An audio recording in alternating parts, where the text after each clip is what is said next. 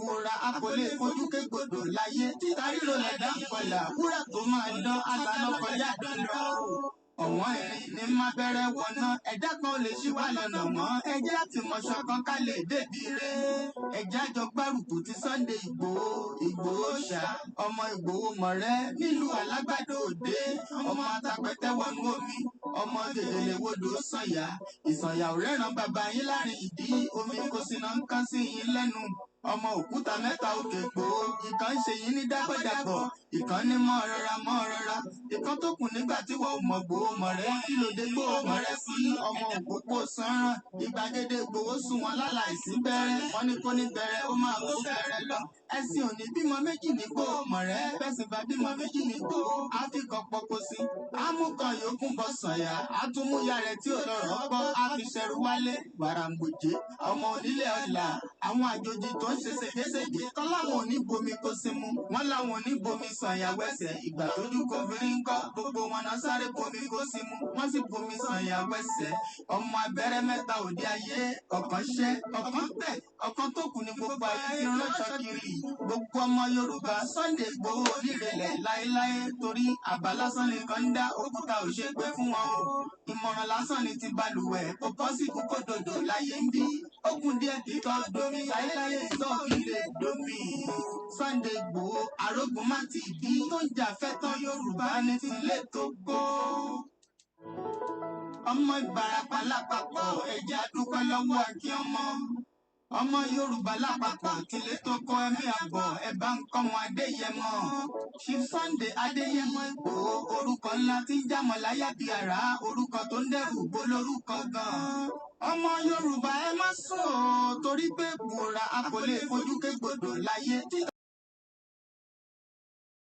ọ̀nà kọjá dandan ọ̀wọ́n ẹ̀rín ní má bẹ̀rẹ̀ wọ̀nà ẹ̀dá kan lè ṣí wá lọ́nà mọ́ ẹjẹ́ àtìmọ̀ṣọ́ kan ká lè débi rẹ̀ ẹjẹ́ àjọ gbárùkù ti Sunday Ìgbòho ṣá ọmọ Ìgbòho mọ̀rẹ́ nílùú Alágbàdo Òde ọmọ atapẹ̀tẹ̀ wọnú omi ọmọ gèdèlè wodò sànyà ìsànyà ò rẹ́ràn bàbá yín láàrin ìdí omi kò sì náà ń kán sí yín lẹ́nu ọmọ òkúta mẹ́ta òkè gbò ìkan ṣe yín ní dágbọ́dàgbọ́ ìkan ní mọ́ rọra ìkan tó kù nígbà tí wọ́n ò mọ̀ Gbòho mọ̀rẹ́ kí ló dé Gbòho mọ̀rẹ́ sí ọmọ òpópó sanran ìgbàgede Gbòho sùn wọn láláìsí bẹ̀rẹ̀ wọn ní kó ní bẹ̀rẹ̀ ó máa kó bẹ̀rẹ̀ lọ ẹ̀sìn òní bímọ méjì ní Gbòho mọ̀rẹ́ bẹ́sìn bá bímọ méjì ní Gbòho àfikàn pọ̀pọ̀ sí amúkan yòókù bọ̀ sànyà àtúmúyà rẹ̀ tí ò lọ́rọ̀ gbọ́ àfiṣẹ́rú wálé gbàràǹgbòjé ọmọ onílé ọ̀la àwọn àjòjì tó ń ṣe ségesège tán láwọn ò ní bomi kó sí mu wọn láwọn ò ní bomi sànyà wẹsẹ̀ ìgbà tójú kòfin ń kọ́ gbogbo wọn náà sáré bomi kó sí mu wọ́n sì bomi sànyà wẹsẹ̀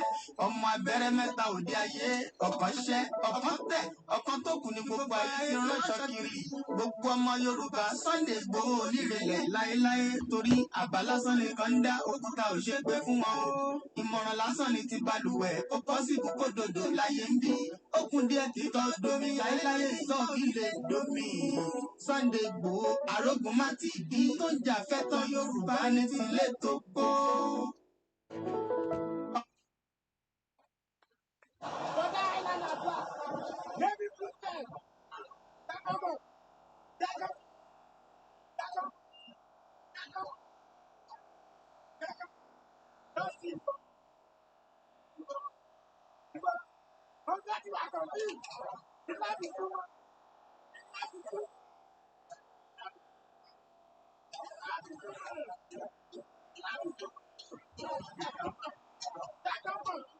Let's go.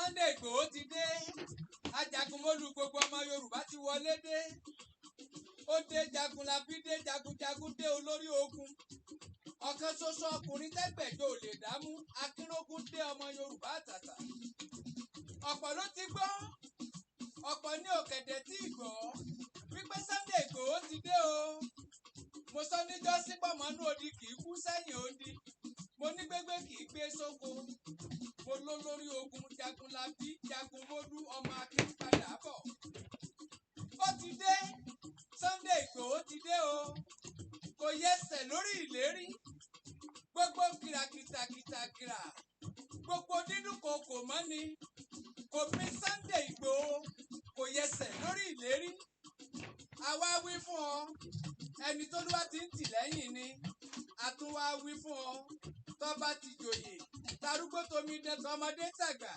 tonílé tàlejò a wà lẹ́yìn ẹ̀ adúró gbámúgbámú bí ọmọ ogun gbogbo orúnmọlẹ̀ gbogbo òrìṣà lóríṣiríṣi gbogbo àwọn tó láyé gbogbo àwọn tó lọ́run ládúró ti jagunjagun gbogbo gègéle gbogbo kòtò gbogbo òkè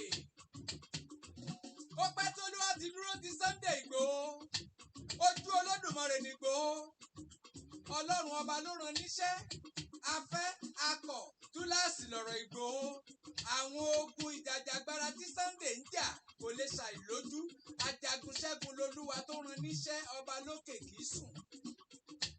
ẹ wí fún gbogbo àwọn ọmọ àlè Yorùbá àwọn ìka Yorùbá a mọ̀ wọ́n pàápàá àwọn ọmọ Yorùbá tí wọ́n bẹ nínú ọ̀rọ̀ òṣèlú tí wọ́n lọ fìran Yorùbá ṣètò ìdìbò lókè ọya tí wọ́n fi wá wojú rere Haúsá káúsá ó lè dìbò fún wọn kọ́mọ Ìgbò ó lè gba tiwọn wọ́n ń polongo páwọn ò lọ́wọ́ nínú dídá Yorùbá nation lẹ̀ àbá ti bọ́ lóko ẹrú tí ò bá ṣàwọn òṣèlú wa nítorí pé wọ́n fẹ́ jà ààrẹ ẹ sì ti jà ààrẹ nítorí ohun tí wọ́n fẹ́ jẹ́ nítorí ohun tí wọ́n fẹ́ jẹ nítorí ohun tọ́pọ̀lọpọ̀ ọmọ Yorùbá fẹ́ jẹ́ wọ́n kó gbogbo ọmọ Yorùbá papọ̀ wọ́n kó wa papọ̀ sínú ìpayín keke wọ́n ti mọ̀ pé tá a bá dá dúró wọ́n ṣẹlẹ́yà nínú ìran Yorùbá ayé wọn dandan ni kó kù bí èlùbọ́ dànù. ẹ wọ àwọn èèyàn ńláńlá nínú ìran Yorùbá àwọn tó yẹ kó ti Sunday Igboho lẹ́yìn tí wọ́n já lágbára nílẹ̀ Yorùbá tó lè ba Haúsá lẹ́rù tọmọ Ìgbò ọmọ sá kíjokíjo àwọn ni wọ́n wá ń fi Yorùbá negotiate ìbò fọmọ Haúsá pẹ̀lú ọmọ Ìgbò ẹ wáyé ọmọ Yorùbá tàtà Ìgbòho ti dé Sunday káàbọ̀ ìyẹn ti dàtún fún ọbẹ̀ ti dàtún sè rearrangement and restructuring lọ́rọ̀ Yorùbá ń fẹ́ ọmọ aládé a ní láti wọlé àpérò tuntun ọkọ̀ Fúlàní ti ṣí wa níyè Sunday Igboho ti dé òun la lè tẹ̀lé tá a bá fẹ́ mọ bí à ń rè tí wọ́n bá béèrè wípé ta ló kọrin ìkíni káàbọ̀ fún Sunday Igboho ẹ sọ pé Kúnlé olókun dúdú yín ni ọkọ̀ sọ́jà ọkọ̀ òṣèlú ọ̀kan ṣoṣo ọmọ líle tó ju àbí ọba gbogbo ọmọ Yorùbá tí bá ń pèdè. Wow, happy weekend and welcome once again. As we go into the weekend, there's a bit going to be some adjustments, especially when we run programs from the system, when it's not a mobile phone. Bear with us. I can see that the YouTube is not doing very well. So, but we have different platforms. Tí ẹ lè ti gbọ́ wa tí ẹ lè ti wò wá mo kí gbogbo wa pé a kú ìsinmi ọjọ́ ẹ̀ní mo kí àmì dáadáa mo kí bàbá Kítóyè mo kí bàbá wa olóyè ọmọ Adéyẹmọ mo kí gbogbo ẹ̀yin bàbá wa káàkiri gbogbo ibi tí olúkálùkù yín bá wà àtúntò wọnú ètò náà a ní ká tètè bẹ̀rẹ̀ kí a lè ní enough time into the program. So we are presently live on the YouTube backup channel. Tí ẹ lè ti enjoy it. We're also streaming on koikimedia and we're also live on the other platforms as well. We're live on the MixLR. I say good evening to Alao Baba. Good evening. The weekend has been very busy, but I give thanks that mo láǹfààní àti rí brother mi kan lénìí. Tí ẹ bá ti ń wò wá tẹ́ bá ń gbọ́ wá a dúpẹ́ pé ẹ lè láǹfààní àti gbọ́ wá. Many of you that are watching us, please remember to share the program. I could see that the YouTube ẹ jẹ́ kí n mọ bó bá ṣe ń lọ lórí YouTube yẹn lórí koikimedia. There's going to be some adjustment, but let me see how far we can go with that to start with. Then I will do some changes. But for now, if a platform is not suitable, switch to another platform. We see how far we can go. Mo kí gbogbo wa lẹ́ẹ̀kan sí pé ẹ káàbọ̀ sórí ètò. Ẹ jẹ́ ká máa bá ètò yẹn lọ díẹ̀díẹ̀ ká lè tètè wọnú ẹ̀ before 9 o'clock. Koikimedia, we're bringing the world closer to your doorstep.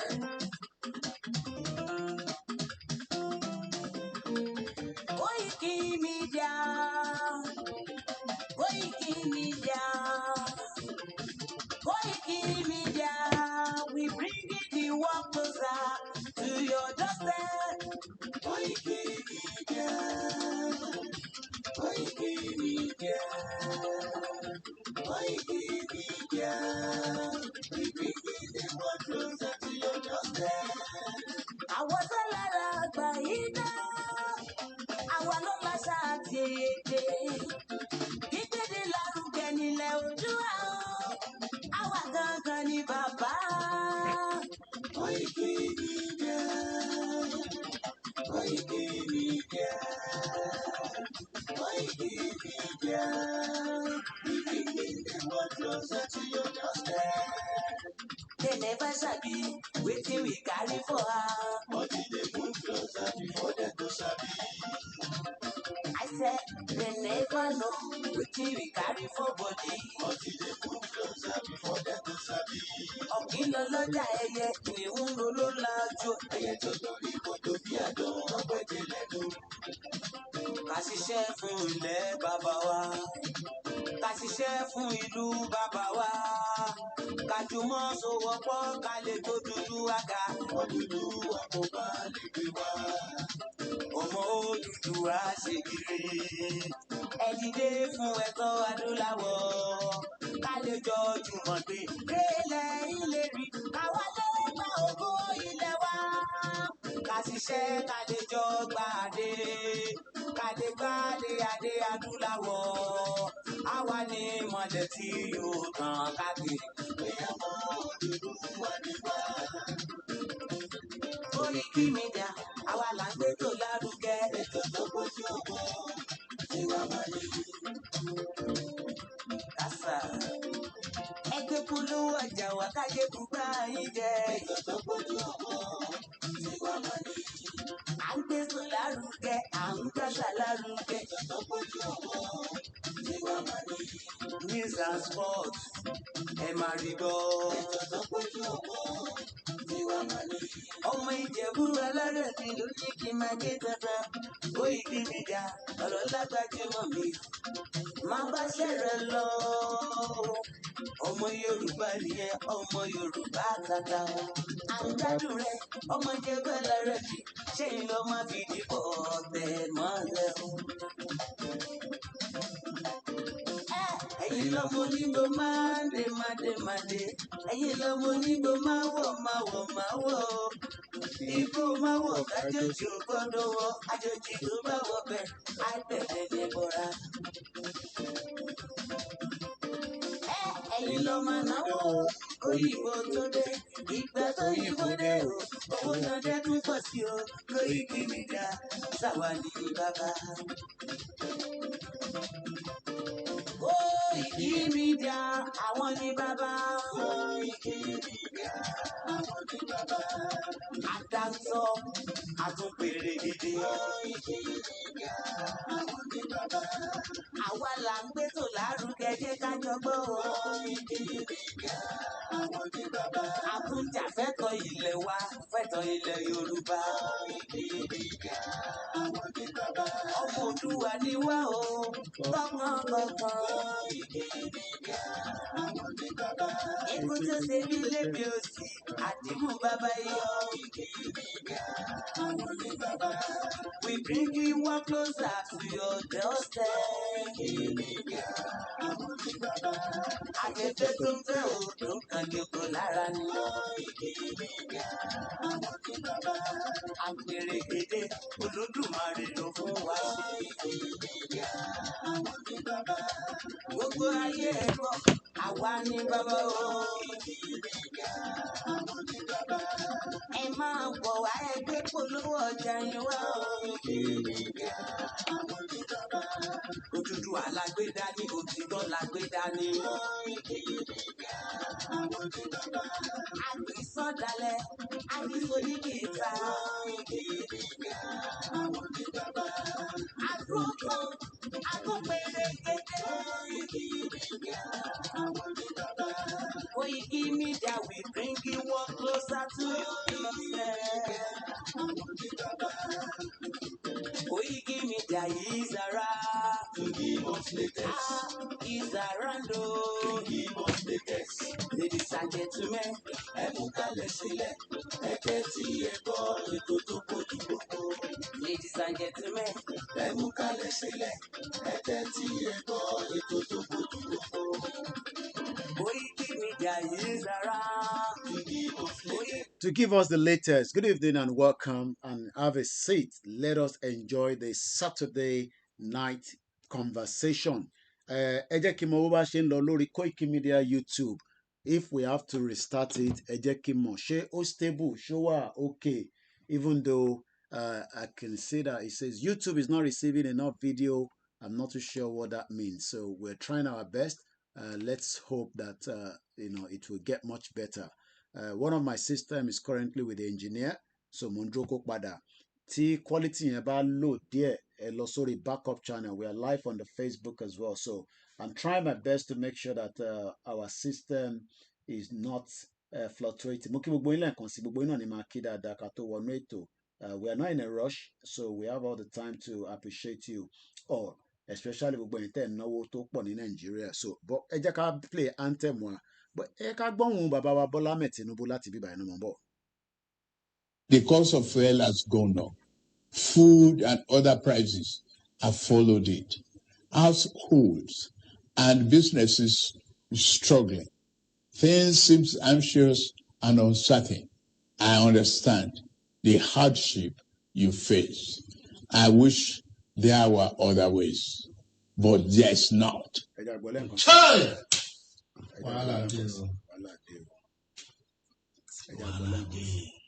The cost of fuel has gone up. Okay. Food and other prices have followed it. Okay. Households and businesses struggling. Okay. Things seem anxious and uncertain. Okay. I understand the hardship you face. I wish there were other ways, but there's not. Well, Bọ́lá Tinubu ló sọ̀rọ̀, ó náà wish pé there's another way, but ó tún sàn kankan, kí ló sọ? Wọ́n sọ̀rọ̀ ọ̀rọ̀ epo àwọn á di 200, á di 5. Ó lọ ní bàbá mi ojúmọ̀ ní mọ́kànmọ́ dàkọ̀ mí nìkan àìdàkẹ́ sọ dáadáa tàbí kẹ́ sọ burúkú ẹ̀ sá sọ̀kan omi lọ́lọ́run fún bí n bá sì kú ẹ̀ lè gbà sí èmi sí Ọlọ́run ni mo ṣe bẹ́ẹ̀ fún yẹn o gbogbo nǹkan. Bàbá wa olóyè ní Ọlọ́run ló máa ń ṣe bẹ́ẹ̀ fún yàn, gbogbo nǹkan tọ́lọ́run ṣe fáwọn àwọn dúpẹ́ fún ọba Elédùmarè. 22-23 ṣé ẹ gbàgbé ó máa ní arinrin, ó máa dùn púpọ̀, àmọ́ ẹjẹ́ àtúgbọ́hùn olóyè ní bíbá ìka tó máa wọnú agbami ètò lọ.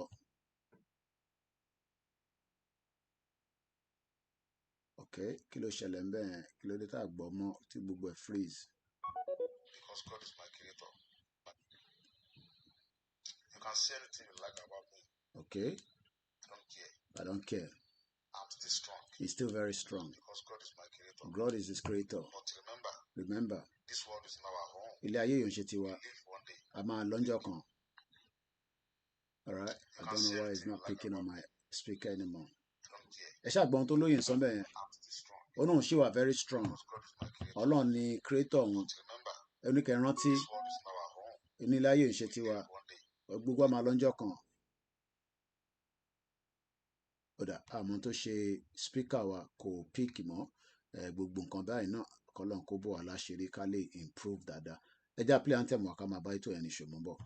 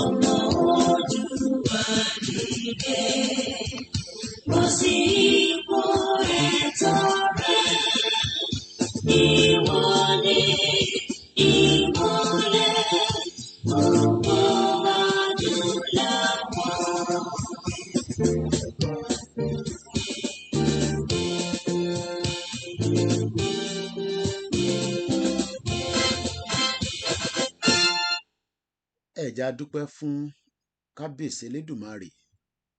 Ẹja tún kí olóyè lẹ́ǹkan sí ká tó wọnú ètò náà lọ. Ọmọ Ìbàràpá lápapọ̀ ẹja dúpẹ́ lọ́wọ́ Akin ọmọ Yorùbá lápapọ̀ tilé tó kó ẹ̀mí àbọ̀ ẹ̀bá nǹkan wọn Adéyẹmọ. Chief Sunday Adéyẹmọ Ìgbòho orúkọ ńlá tí ń jámọ̀ láyà bí àrá orúkọ tó ń dẹrù bolórúkọ gan-an. Ọmọ Yorùbá ẹ má sùn o torí pé bùrà a kò lè fojú kégbodò láyé títa ríro lẹ̀dá ńkọlà wúrà tó máa dán alànà kọjá dandan o.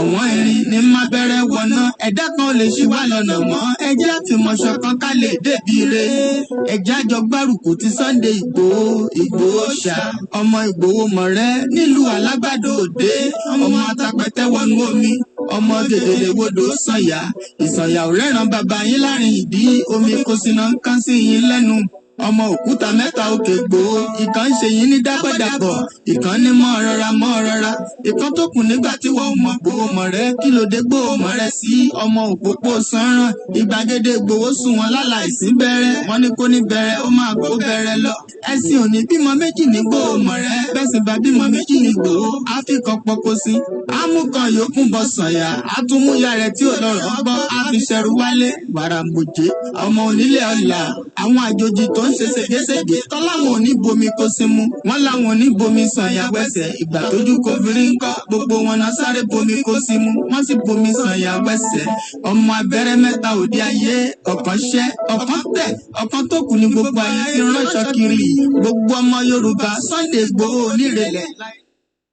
Àgbà lásán nìkan ń dá òkúta ò ṣe pé fún wọn o ìmọ̀ràn lásán ni ti balùwẹ̀ kò pọ́sibú kó dòdò láyé ń bí ó kún díẹ̀ kí tọ́ domi láéláyé ìtọ́ mi lè domi.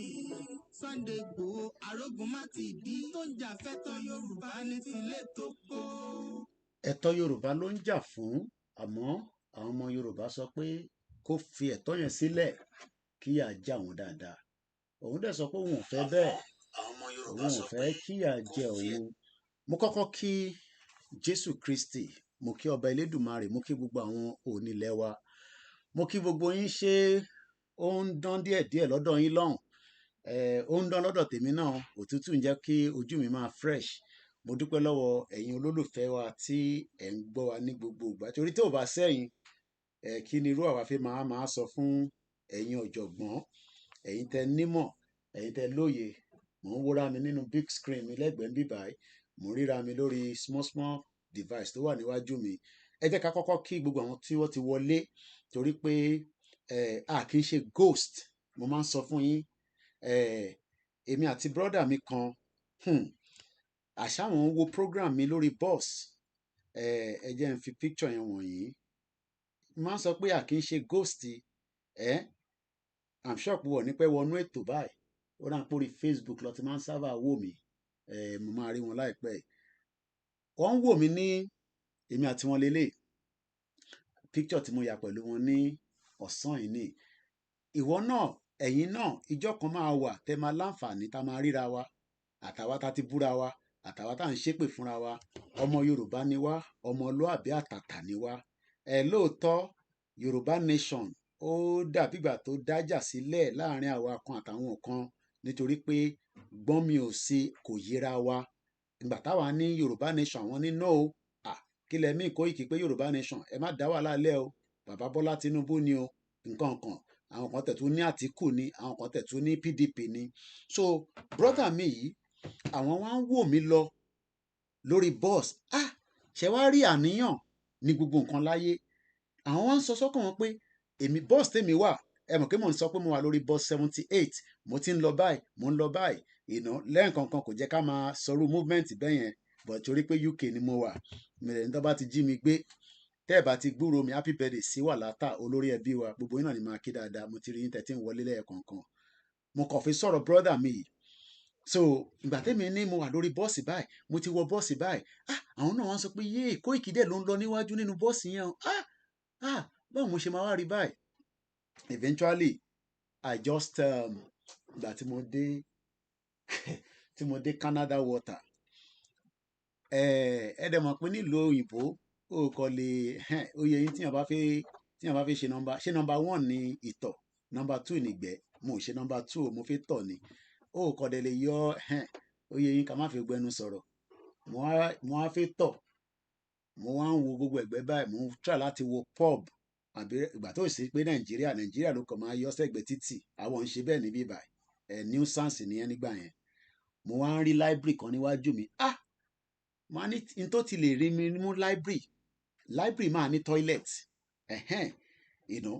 ibi báyìí ó dẹ̀ ń ṣe pé don't come inside, bí ṣe máa wọnú library yẹn báyìí, tí bá sọ fún yín pé brother mi tí wọ́n ti ń wò mí lórí bus, àwọn lọ síbi iṣẹ́, èmi àti wọn lélẹ̀, ẹ má bínú pé mo fojú yín hàn brother mi, ẹ má bínú.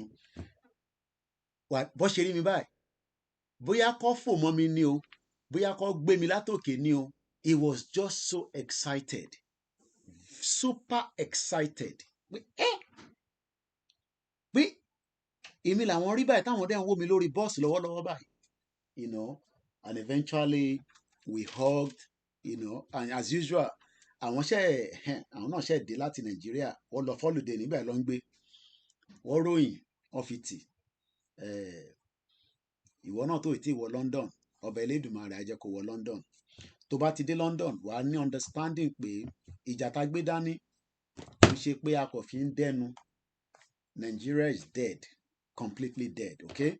So in case tó bá wà aware, it is dead. Don't try to fix it, it is unfixable. It's a waste of time. Ó máa drag wa sẹ́yìn. Let us wind it down. Let us say enough is enough. Let us demand for our rights. It will be a lot of work, but we can make it happen. So mo dúpẹ́ lọ brother mi yẹn. Mo lọ bẹ́ẹ̀ mo kí Bishop Adesina, àwọn ní olórí RBE, ẹ máa ti gbọ́ rúbà. Àwọn kan ní àwọn lè kówó sí, kódà everybody fi kówó síbẹ̀ lọ́wọ́lọ́wọ́ báyìí nísìn, torí okay document mi the other one wà ń sálẹ̀. Náírà lénìí nísìn ó ti di èlò lówó lénìí ní sọ́ra 1,008 kan lówó lénìí, ó ti di 1,800 naira to £1. Tí bá sẹ́ndì £1 sílé nísìn, wọ́n máa fún mi ní 1,000. Ẹ̀gbọ́n mi Waris Inadu ní denarization. Àwọn mọ̀ nípa finance, ó dà pé financial sector ló ti ń ṣiṣẹ́. Wọ́n mọ̀ nípa pé káṣá tá bá ti lè destroy náírà, èyí tó kù kékeré ni. So Bishop Adesina, gbogbo ẹ̀yin tẹ́ ẹ bá mọ̀, àwọn ni wọ́n dá lé iṣẹ́ yẹn sílẹ̀, pé ká fi make sure pé Clement, mò ń bọ̀ wá kí ẹ dáadáa, thank you so much, àwọn ló dá sílẹ̀. So rúbà tó o bá ní rúbà account, try kẹ́ register, bẹ́ẹ̀ tẹ̀ lówó nixon ẹ lọ ṣí, because ìjọ kan máa wà tíjà bá lọ bẹ̀rẹ̀, a pray pé kíjà ṣẹlẹ̀, ìjọ tíjà bá ti ṣẹlẹ̀ Central Bank ó máa collapse, owó tẹ bá ní níbẹ̀ ó há sọ̀hún nìyẹn. ó di gòbe, lónílẹ̀ ó di gòbe, ó yẹ yín. So Ọlọ́run jẹ́ kí ìwọ̀nba owó kéékèèké ta ní kó lọ di gòbe. Ẹni tẹ́ wà lórí Facebook mo máa switch around, ẹ má bínú, ẹ jẹ́ kí n fi fóònù ilé start ẹ jẹ́ kí n fi fóònù ilé kí n fi start ẹ, so ẹ jẹ́ ká start ẹ pẹ̀lú ilé, but a máa ṣe adjustment ní sí mo ń bọ̀. Mo ṣe ń kí àwọn èèyàn dáadáa. Mo lọ bẹ́ẹ̀ mo kí bàbá wa Ṣeun Lawal, mo kí yín. Ẹ̀gbọ́n mi Triple DRS, báwo ló ṣe ń lọ lọ́dọ̀ yín ní Woolwich? Mo tẹ̀ ráwọn tó ń tọ̀gẹ̀dẹ̀ náà ní Dustin lénìí, Africa.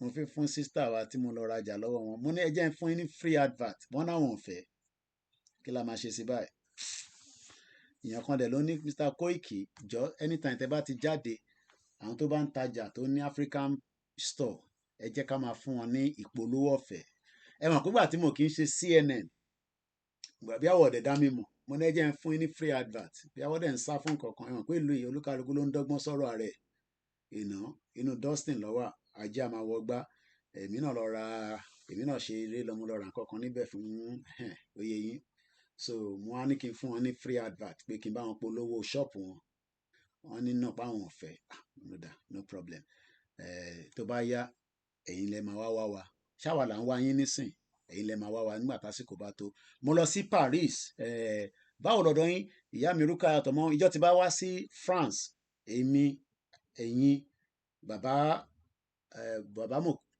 Bàkáì àti ìyàwó wọn ibẹ̀ làwọn náà ń gbé àwọn dádì wa kan náà wá sí event a ṣe ní Yorùbá Day ní London láti France ẹ wá bá wa ṣe ọbẹ̀ tó dáa ẹ wá bá wa ròyàn inú ilé yín láti máa jẹ ṣe gan ni mo kí yín mo lọ bẹ́ẹ̀ mo kí bàbá wa Bíọ́dún Adébùsọ́lá mo kí yín Vasrashi Felix mo kí yín ọmọ Ọlábísí mo fi tọ̀ọ̀tọ̀ kí yín Ọlákúnlé mo fi òun ṣẹ́rí Ọlákúnlé yẹn ó láwọn iṣẹ́ kan tó máa ń bá mi ṣe lẹ́yìn kọ́lọ́mbà wà pẹ̀lú àgbúrò sista Gbémilékè I believe she's still settling after the burial of her mother wọ́n máa darapọ̀ mọ́ wa láìpẹ́ kọ́lọ́mbà foríjì ìyá náà mo kí sista Gbémilékè mo kí ìyàwó Comfort Ológunjà bàbá mi Waris Jinadu mo fi Elédùmarè mo fi kí ẹ káàbọ̀ sórí ètò náà weekend mi ń lọ dáadáa ẹ jẹ́ kí n wá báyìí mo kí àwọn Koiki Media team mo ní láti èní títí dijọ́ tí a máa lọ sí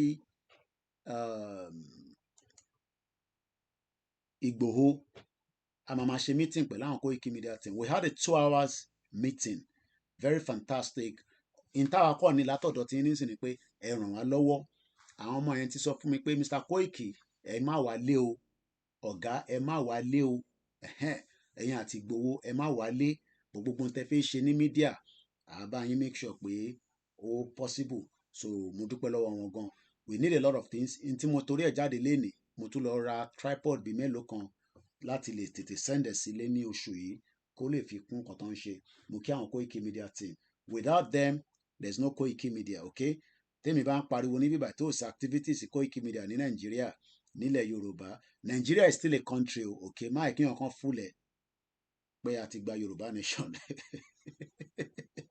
àìtí gba Yorùbá nation no mo ń bọ̀ wá kẹ́hìn tẹ́wà lórí Facebook ẹ má kí wọn kan sọ fún yín pé a ti gba Yorùbá nation àìtí gba Yorùbá nation a ṣì ń polongo Yorùbá nation mo ń bọ̀ wá kí ẹ̀gbọ́n mi Majek for care àwọn cleaning services ní London nìyẹn bẹ́ẹ̀ bá fẹ́ clean kankan mo lọ bẹ́ẹ̀ mo kí Mr. Dekunle Rahman mo fi tẹlẹ́dùmarè kí yín èmi á máa sọ pé tẹ bá ń pè wá lórí program àbí níbò míì ẹ má máa ní Jésù èmi náà rà pé mo ṣe mistake yẹn lánàá we shouldn't be using that phrase ọba ìgbé Jésù dé kò lè fix Nàìjíríà ẹ jẹ́ àfi Jésù sílẹ̀ ọba ìgbé ànábì dé kò lè fix Nàìjíríà please let us stop that àwọn nǹkan kéékèèké yẹn ó ń bí àwọn kan nú pé àdéhùn aláà kan máa sọ orú nǹkan bẹ́ẹ̀ yẹn lórí show kò dáa òyìnbó ló mú Jésù wá ẹ fìyẹn sílẹ̀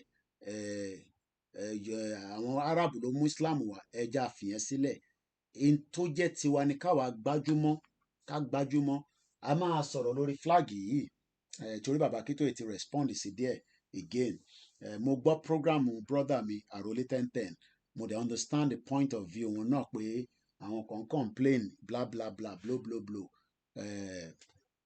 ẹ̀yin tẹ́ wà lórí back orí software ẹ̀yin ò lè rí because mo ti cover background yẹn tí bá open ẹ̀ lẹ́ máa rí so ẹ lè rí okay let me see if I can open it so tẹ́ bá wo background yẹn nísìn background yẹn ṣe rí pé àwọn kan complain all the time complain yẹn kò ń ṣe lórí eléyìí ẹ̀ka complain lé lórí problem tó bẹ́ẹ̀ ní Nàìjíríà ó tó láti complain and there is a lot of them mo kí bàbá wa Kẹ́hìndé Adéyẹmí mo kí yín dáadáa Ọmọtọ́ṣọ̀ Paul mo kí yín àwọn tó ní ká máa tàn wọ́n mo kí ẹ̀yin náà mo máa ń rí kọ́mẹ́ǹtì èèyàn kan tẹ̀ ní àgbàyìn gbọ́mọ́ irọ́ ti pọ̀ jù ẹ̀yin ti gbàgbé pé Nàìjíríà tó create yẹn ta fi pín kúrò lára ẹ̀ ṣẹ́yìn ti gbàgbé pé in tó ti mold for 63 years la fi dissolve a dẹ̀ sọ pé àjà èmi náà máa jà mọ̀mísí mi ní àjà kí ni mo sọ pé a máa jà àwọn ọmọ Yorùbá náà wọ̀n jà nígbà tá a dẹ̀ ti ní àjà yẹn ó máa take some time ká tó lè break ẹ̀ so ẹ máa rántí pé in tó ti mold Nigeria was mold ẹ mọ̀ tí nǹkan bá dẹ̀ ń dípẹ̀tẹ́ ṣé mo gbà ṣé Yorùbá yẹn ṣó lọ dáadáa ẹ mọ̀ tí nǹkan tó ń ẹ kò tíyàn bá ń yàgbẹ́ síbì kan tó ń yà tẹ́ ẹ̀ kó tó bá yá ìgbẹ́ yẹn máa di oríṣiríṣi nǹkan nílẹ̀ẹ́lẹ̀ òun lọ̀rọ̀ Nàìjíríà so ẹ̀yin tẹ́ sọ pé ó yẹ ká ti gba Yorùbá nation kí ló dé tá ì tí gbà kí ló dé tá à ń waste time it is a mold but in tó ń lọ lágbàáyé mo fẹ́ sọ̀rọ̀ lé lórí mo fẹ́ take advantage ẹ̀ we should take advantage of it so that ìjọ́ tí gbogbo ẹ̀ bá ti erupt ogun ló máa ń change ó ti dípẹ̀tẹ̀ ẹ̀ ṣe gan ni bàbá mi máa ń kọ́ Yorùbá níbẹ̀ ó ti dípẹ̀tẹ̀ so òun lọ̀rọ̀ Nàìjíríà so and nígbà tá a dẹ̀ sọ pé àjà ẹ̀wọ̀n tó bá yẹ pé mo ní ká jà ká da gbogbo ẹ̀rù ká ṣánákì a dẹ̀ níbọn ta fi jà Nigerian government níbọn jù wá lọ but inter máa tún fi jà lọ́jọ́ iwájú lórí ìrìn àjò yìí inú Nàìjíríà ló wà ẹ̀bọ̀ ẹ̀yẹ ká rọra fìyẹn síbẹ̀ àwọn ò ní láti kidnap èèyàn bí àwọn Fúlàní terrorist tó ń kidnap tó máa gba ransom wọ́n gba 90 million àwọn yẹn nísìnyí tí bá pe brother yẹn nísìnyí pé mo ní ìdòwò báyìí á ní òun ò lówó tóun fi fún mi so but nígbà tí Fúlàní kidnap wọn bó ṣe rí 90 million wọ́n ya ni lónù ni that shows pé owó ń bẹ nínú Nàìjíríà even àyín tálákà ẹ ní owó lọ́wọ́ nígbà tó bá kidnap yín la máa mọ̀ pé lówó lọ́wọ́ à ń pariwo pé kẹ́ support Mr. Clement ní Nàìjíríà ó ti lọ jìnnà kò dẹ̀ ṣe pa gbogbo ẹni tó bá ń gbàdúrà pé kí Nàìjíríà kò dáa mo fẹ́ fún yín lépè bọ̀ kò ní dáa ẹ̀gbọ́n mi tí mo ní mo pàdé yẹn wọ́n ṣẹ̀ dé ni àwọn tó ń gbowó lẹ̀ àwọn ló ń gbádùn àwọn ọmọ onímọ́tò ẹ máa jẹun ẹ máa gbádùn àwọn fẹ́ kí Nàìjíríà kò dáa nígbà tó bá ń gbowó junction sí junction wọ́n máa kọ́lé wá kọ̀tẹ́ wá ní girlfriend wá ní man friend wọ́n á rán yàn lọ sí Mecca owó wà lọ́wọ́ wọn so àwọn owó oríta làwọn ń jẹ ẹ tó bá dẹ̀ ń jẹ owó oríta èmi ò rówó oríta jẹ London nísìnyí so mo ò lówó lọ́wọ́ àyàn máa ń ṣiṣẹ́ ni ẹnu iṣẹ́ ni mo bá brother wọn yẹn iṣẹ́ tó ń ṣe akọ̀lẹ̀ sọ pé kọ́kọ́ monitor àwọn tó ń wọnú library gbogbo nǹkan bẹ́ẹ̀ yẹn náà lálẹ́ look mo lè wá fọbọ́ lóòtẹ́ọ̀ tẹ bá ti respect the dignity mi but we coming back there mo ṣe ń kí àwọn èèyàn I'm not in a rush akọ bó tẹ̀ pé kí n kí gbogbo ẹnìkan lálẹ́ ẹnìkan ó wà enough mo polóyè jẹ́ n fún yín ní expo ẹ̀sùn mọ́ bíbẹ̀ expo ọmọ mi kan ní òun ò dájú olóyè mọ̀ dáadáa ó dájú olóyè mọ̀ kẹ̀ èmi odindi olóyè fúnra mi Ìgbòho ṣá mo ní ó da privilege ni bá gbé fóònù lẹ́sẹ̀kẹ̀ nígbà tó ọmọ mi bá ní òun ò dájú yẹn mọ̀ ò ní dájú olóyè mọ̀ bí ti báwo mo ṣeré o lọ́rọ̀ alẹ́ ni o ní bá pe phone call ó wá ríǹgì títí olóyè ò gbé mo ní olóyè wọn àdójú tì mí kẹ èmi ti máa pè é fẹ́ lòmí tẹ máa gbé call wàláì tàláì súnmọ́ bí láì kò pé 3 minutes olóyè pè mí padà fídíò call tèmi fi pè wọ́n yẹn náà làwọn náà fi return call nígbà tó wá pè mo á gbé fóònù sọmọ yẹn wọ́n á ní olóyè àwọn ọmọ yín nìyẹn ó ní òun ò rojú yẹn dáadáa lọ́wọ́ ṣáàǹkì ẹ má sọ fíyàn kankan olóyè ń lo ẹ̀kẹ́ lọ́wọ́ nígbà tí mo pè wọ́n ọlọ́run mo ṣeré ìyàwó ó ń fi nǹkan sẹ́nu olóyè ń lo ẹ̀kẹ́ lọ́wọ́ it's a privilege àdéhùn abuse ẹ̀ ọlọ́run àbá ń dúró tì á wà pẹ̀lú ẹ̀ mo ti fún yín lẹ́sìpò nìyẹn in tó ń jẹ yẹn mo ní láti sọ fún yín but olóyè ó wá ń bi ọmọ mi pé ṣé wọn náà máa ń lo swallow máa ń lo swallow ọlọ́run bá wà pẹ̀lú wọn àtìyàwó wọn àtàwọn ọmọ wọn privilege ni mo kí Prince Adébáyọ̀ Ṣítù bàbá mi Akeem Ayọ̀délé wọ́n ní February náà ni February àwọn èèyàn ti ń pè fún Ankara àṣà ìyá kan pè mí wọ́n ní Mr. Koiki mo máa wà Nàìjíríà ibo mo ti máa rí Ankara má jẹ́ kí mo ní mọ́mì mo gbúrò yín lẹ́yìn ìyẹn kọ́ ni mo pè é fún mo ń lọ Nàìjíríà mo máa dẹ̀ wà níbẹ̀ yẹn gbogbo ẹ̀ tẹ́ ti ń palẹ̀ mọ́ náà ọlọ́run aṣọ yín lọ aṣọ yín padà kò séwu ẹ má ríran tó dáa o ẹ̀yin tẹ́ fẹ́ ríran ìná tẹ́ bá máa rí ẹ bá wa bẹ ọlọ́run pé kó rí ìfàsẹ̀ so bó ṣe jẹ́ nìyẹn mo lọ bẹ́ẹ̀ mo kí yín ní ọjà ọ̀dàn àwọn Koiki Media team pẹ̀lú àwọn tó wà níbẹ̀ bàbá mi Fatai Ṣówẹ̀mí mọ́ mo máa ń kí yín bàbá mi Kẹ́hìndé Adéyẹmí mo ń fi tẹlẹ́dùmarè mo fi kí yín. Silver Badmus òun ní the last man standing of all our time. Mo sọ fáwọn ọmọ mi tó ń bá mi ṣiṣẹ́ mo ní iṣẹ́ tá gbé dání history will remember every one of you. Ẹ kàn jẹ́ ká ṣáà máa báṣẹ́ lọ àtàwa tí wọ́n rí lójoojúmọ́ èmi inú wọn ẹ mọ̀ wọ́n but ọba Elédùmarè mọ̀ wọ́n mo kí wọn lẹ́ẹ̀kan sí. Mo lọ bẹ́ẹ̀ mo kí àwọn tó wà lórí MixLR MixLR ìyẹn dàbí audio version ìyẹn ní Dagboru Media parọ́ fún wọn pé kinní kan FM tí kò ní frequency irọ́ ti pọ̀ jù irọ́ la bí ó wà nílùú Turkey ó ní FM kinní kan FM yorùbá polówó ẹ̀ mú kàn fún advertisement ọ̀fẹ́ ni ó ní kinní kan FM gbogbo FM tí yàn bá ní ó gbọ́dọ̀ ní frequency àwa gan fúnra ara wa gan ti ní frequency a ní shortwave ó ní frequency àwọn dagboru làwọn yẹn àwọn diaspora tó ń follow wọn ó rà pé àwọn obìnrin ló máa ń sábà ṣe kinní yẹn ọbí yín ojú tì yín Ìgbòho ló ní kọ́kọ́rọ́ bẹ́ẹ̀ fẹ́ bẹ́ẹ̀ kọ̀ olóyè ló ní kọ́kọ́rọ́ lọ́wọ́ òun ló ní kọ́kọ́rọ́. Mo kí bàbá Ògúnmọ́lá he lied it is kinní kan FM olè it is MixLR less than $30 ni mo ń san wàláì tàlà ìsúnmọ́ bí láìláì sí láhùwà mo wàá mọ ní tóun ń san because package yẹn pọ̀ o lè ṣe 12 hours o lè ṣe 24 hours 12 hours lèmi ń ṣe mo lè reduce ẹ̀ but tí bá reduce ẹ̀ tí mo dẹ̀ ń ṣe program léraléra kò ní wá enough mo ní láti ṣe 24 hours because tí broadcast koikimedia 24 hours ìjọ ta bá ti ń ṣe koikimedia 24 hours tèmi ṣe program tán àwọn ọmọ mi wà nílé àwọn náà switch it on and like that it's just the audio.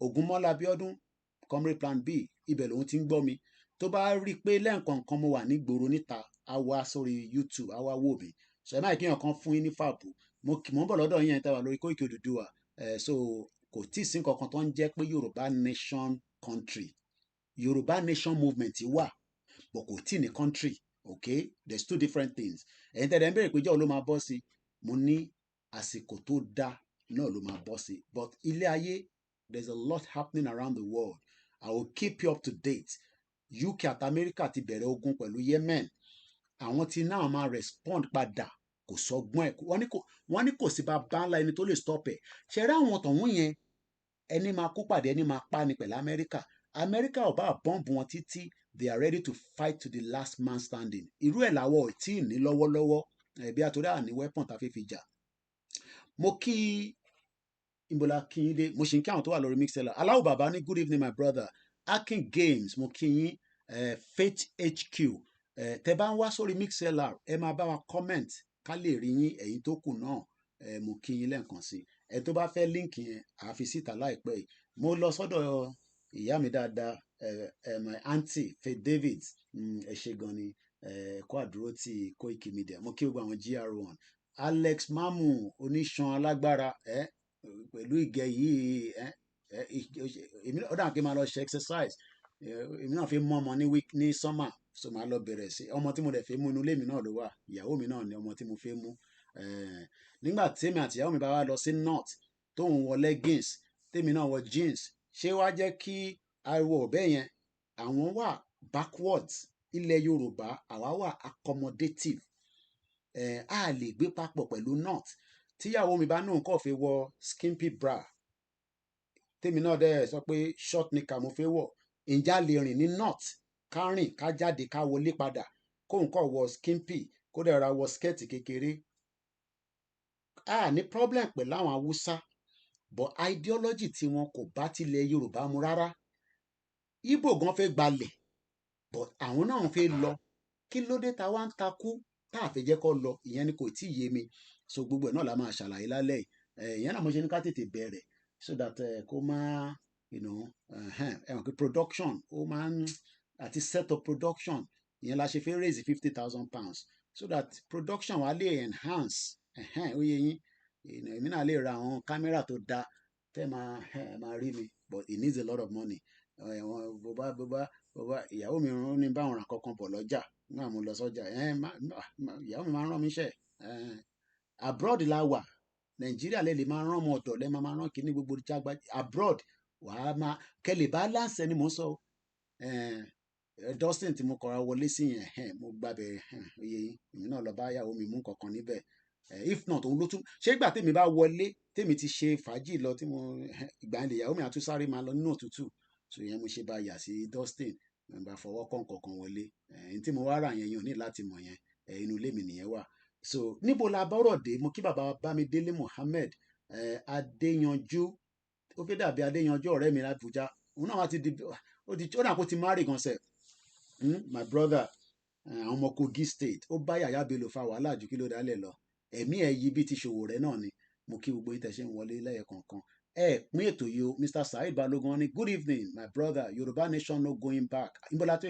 tábà ti go back but àti fail nìyẹn mo wá kí Simple Rahim ẹni tí bá wá kọ́ tí mo dárúkọ Shaggy mo kí yín mo kí Kent 05 sí lórí TikTok mọ́ wọ́n ti gbá mi dànù èmi náà ti yọra mi kúrò ńbẹ̀ wúlò àgbéyàn kankan wọlé ẹ má bínú so sí lórí TikTok in case tẹ bá ń wá mi lórí TikTok sí lórí TikTok for now mo kí àwọn tó wà lórí MixLR mo kí àwọn tó wà lórí Twitter we will start the program in just about a few minutes so mo ti kí gbogbo yín and along the line mama pick up mo ṣì ń mísì fóònù mi kan àwọn ọmọ Oòduà bá fi fóònù ẹ bá ń wá fóònù yẹn mo ní láti lọ mú fóònù yẹn because mo need the phone yẹn so ká lè ní full platform if not a máa wà short a máa short change níbo ni ká ti kọ́kọ́ bẹ̀rẹ̀ program ti alẹ́ yìí níbo lẹ fi pè ní ká ti bẹ̀rẹ̀ gbogbo àti mọjọ́ ta ló mọjọ́ tó máa ṣe òkú màmá dáadáa màmá lóríire ta ló tí mọjọ́ ẹlòmíì ò mọjọ́ o ìjọ ọlọ́nà máa sìnkú ìjọ ọlọ́nà máa ṣe waykeeping ta ló ti rànkárá ta ló ti rànkárá a máa pawó lórí àǹkárá ṣẹ́ni tó ń tà àǹkárá ò gbọ́dọ̀ mékòwó a gbọ́dọ̀ polówó àǹkárá fún ẹni tó ń ná àǹkárá kò wọ́n púpọ̀ mo kí gbogbo àwọn mídíà tó máa ṣiṣẹ́ lọ́dọ̀ tiwa o àwa ti ń prepare personally lọ́dọ̀ tí koikimedia àtọbìnrin àtọkùnrin wa kò sórun àti bẹ̀rẹ̀ iṣẹ́ 2 hours meeting àṣẹparí ẹ̀ láìpẹ́ yìí ni àwa ń ṣiṣẹ́ lọ independent media ni CNN join nìyẹn the láwọn media tó kù but CNN but I need the 3 million I'm not joking mo máa ra àwọn kankan a máa so kó tètè kó tó bá yẹ pàtí rówó lórí GoFundMe nísìn a lè pull owó yẹn díẹ̀ wọ́n ẹ̀ bá wa dáwó síbẹ̀ backup team ẹ bá wa fi àkáǹtì yẹn síta ẹ bá tètè jù síta wọ́n yá pé mo ní bí owó díẹ̀ nínú GoFundMe máa púlẹ̀ máa fi ra gbogbo tí mo fi rà GoFundMe tó wà níbẹ̀ kò tó £500 kò ṣeé pull kò tó nǹkankan so a máa láti gbọ́ owó yẹn lọ́tọ̀ so mo máa ṣe program yẹn a máa raise 3 million ẹni tó bá ní olóyè làwọn fi fún lówó àyẹn separate ẹ lè send ẹ sí wọn gan ẹ bẹ́ẹ̀ pẹ́ fẹ́ mi náà kí n bá wọn send ẹ kò má tà ìtẹ́ bá fẹ́ níbẹ̀ ẹ kàn sí mi ìnáwó ni olóyè fi náwó ni so àwa dẹ̀ gbọ́dọ̀ bá gbé responsibility yẹn torí pé àwa wà lára àwọn tí a kó pressure bá ìyá yìí tó jẹ́jẹ́ ní ìyá yìí bímọ tọmọ ẹ̀ dẹ̀ sọ pé òun ò gbà olóyè dẹ́nu òun ò gbà náà ni kò gbà náà nìyẹn so ẹ kí n kọ́kọ́ lọ play audio bàbá Akíntóyè bàbá dáadáa bàbá olóríire kọ́lọ́n jẹ́ kí wọ́n tètè ṣó wà nínú bíbà ṣá wọn bọ̀ jẹ́ òṣùwọ̀n lélẹ̀ ok òun lélẹ̀ many people ẹ yẹ kí èmi kọ́kọ́ ṣe explain ṣe rí lórí ọ̀rọ̀ flag àìtí gba country ok we are taking things to extreme sometimes we take things to extreme àìtí gba country a ṣì ń polongo country ni kódà ó lè má jẹ́ white and black la máa lò ó lè má jẹ́ white and blue la máa lò kódà ó lè má jẹ́ colour yìí ó lè má jẹ́ gbogbo tó wà lẹ́yìn mi la máa lò so why this we understand Christian ò like orí olókun Muslim ò like kódà àwọn babaláwo gan ò like ẹ̀sìn tẹ́ ń gbé dání Yorùbá nation ẹ fẹ́ fi ṣe ẹ̀sìn kí ní ṣe pẹ̀lẹ́ ẹ̀sìn ojoojúmọ́ là ń sọ lórí platform wa what has it got to do with religion ṣé mo lè sọ pé mo ò like ìlú ìmọ́nísì torí pé prime minister wa Rishi Sunak Hindu ni kí wọ́n á kó lọ sí Amẹ́ríkà Amẹ́ríkà tó ti ń fìbọn fọ́yàn lórí lójoojúmọ́ kọ́lọ́n kó ṣàánú àwọn tó wà ń bẹ̀ àbí kí n kó lọ sí ọ̀dọ̀ àwọn ààrí Abdullahi lẹ́nujọ́ mẹ́ta yìí. I haven't seen him for some time. I hope he's doing very well. Mo ò rí lẹ́nujọ́ mẹ́ta yìí láti máa charge fóònù yìí gan sef. Gbogbo fóònù ló ti lọ́lẹ̀ rẹpẹtẹ náà kó ṣàánú. Àbọ̀rọ̀ mọ̀ yé nísìn. So what is this hype about? Flag kan kìíní kan ẹ lọ wo in tí mo pin lórí YouTube mi ó ti wà ń bẹ̀ láti bí ọdún méjì nísìn. Interview tí mo ṣe fún bàbá Akíntóyè lórí ọ̀rọ̀ flag náà ni. Bàbá àwọn kan ní flag yẹn red yẹn ni ẹ rántí wọ́n ní red kan la máa lò. All this stuff kódà tó bá jẹ́ pé ìyẹn ló fẹ́ máa fún yín ní concern ẹ kúkú máa lo flag ká kúkú kọ̀ máa pariwo Yorùbá nation nìkan. But irú àwa is just there, it's just nothing. So why the hype? Why the concern? Problem tó ń bẹ nínú Yorùbá nation gan àìtí yanjú ẹ̀yàn kan sì send message Mr. Koiki láti ìlànà Òṣogbo kinní kan ẹ jẹ́ ká kó gbogbo ara wa papọ̀ ká ṣe this. There's so many problems tá fẹ́ look into tó wá jẹ́ pé lórí flag ṣé wọ́n sọ pé official flag lélẹ̀ ni? It's not an official flag. The same thing pẹ̀lú rúbà mo ti sọ rúbà is just a temporarily measure kò ń ṣe central bank ilẹ̀ Yorùbá. Why are we all kind of every little thing into making any big issue la máa ń gbé sórí? Àìtí ní country. Mo kí Stone Cold Peter ẹ ṣé gan ni. We don't have a country yet.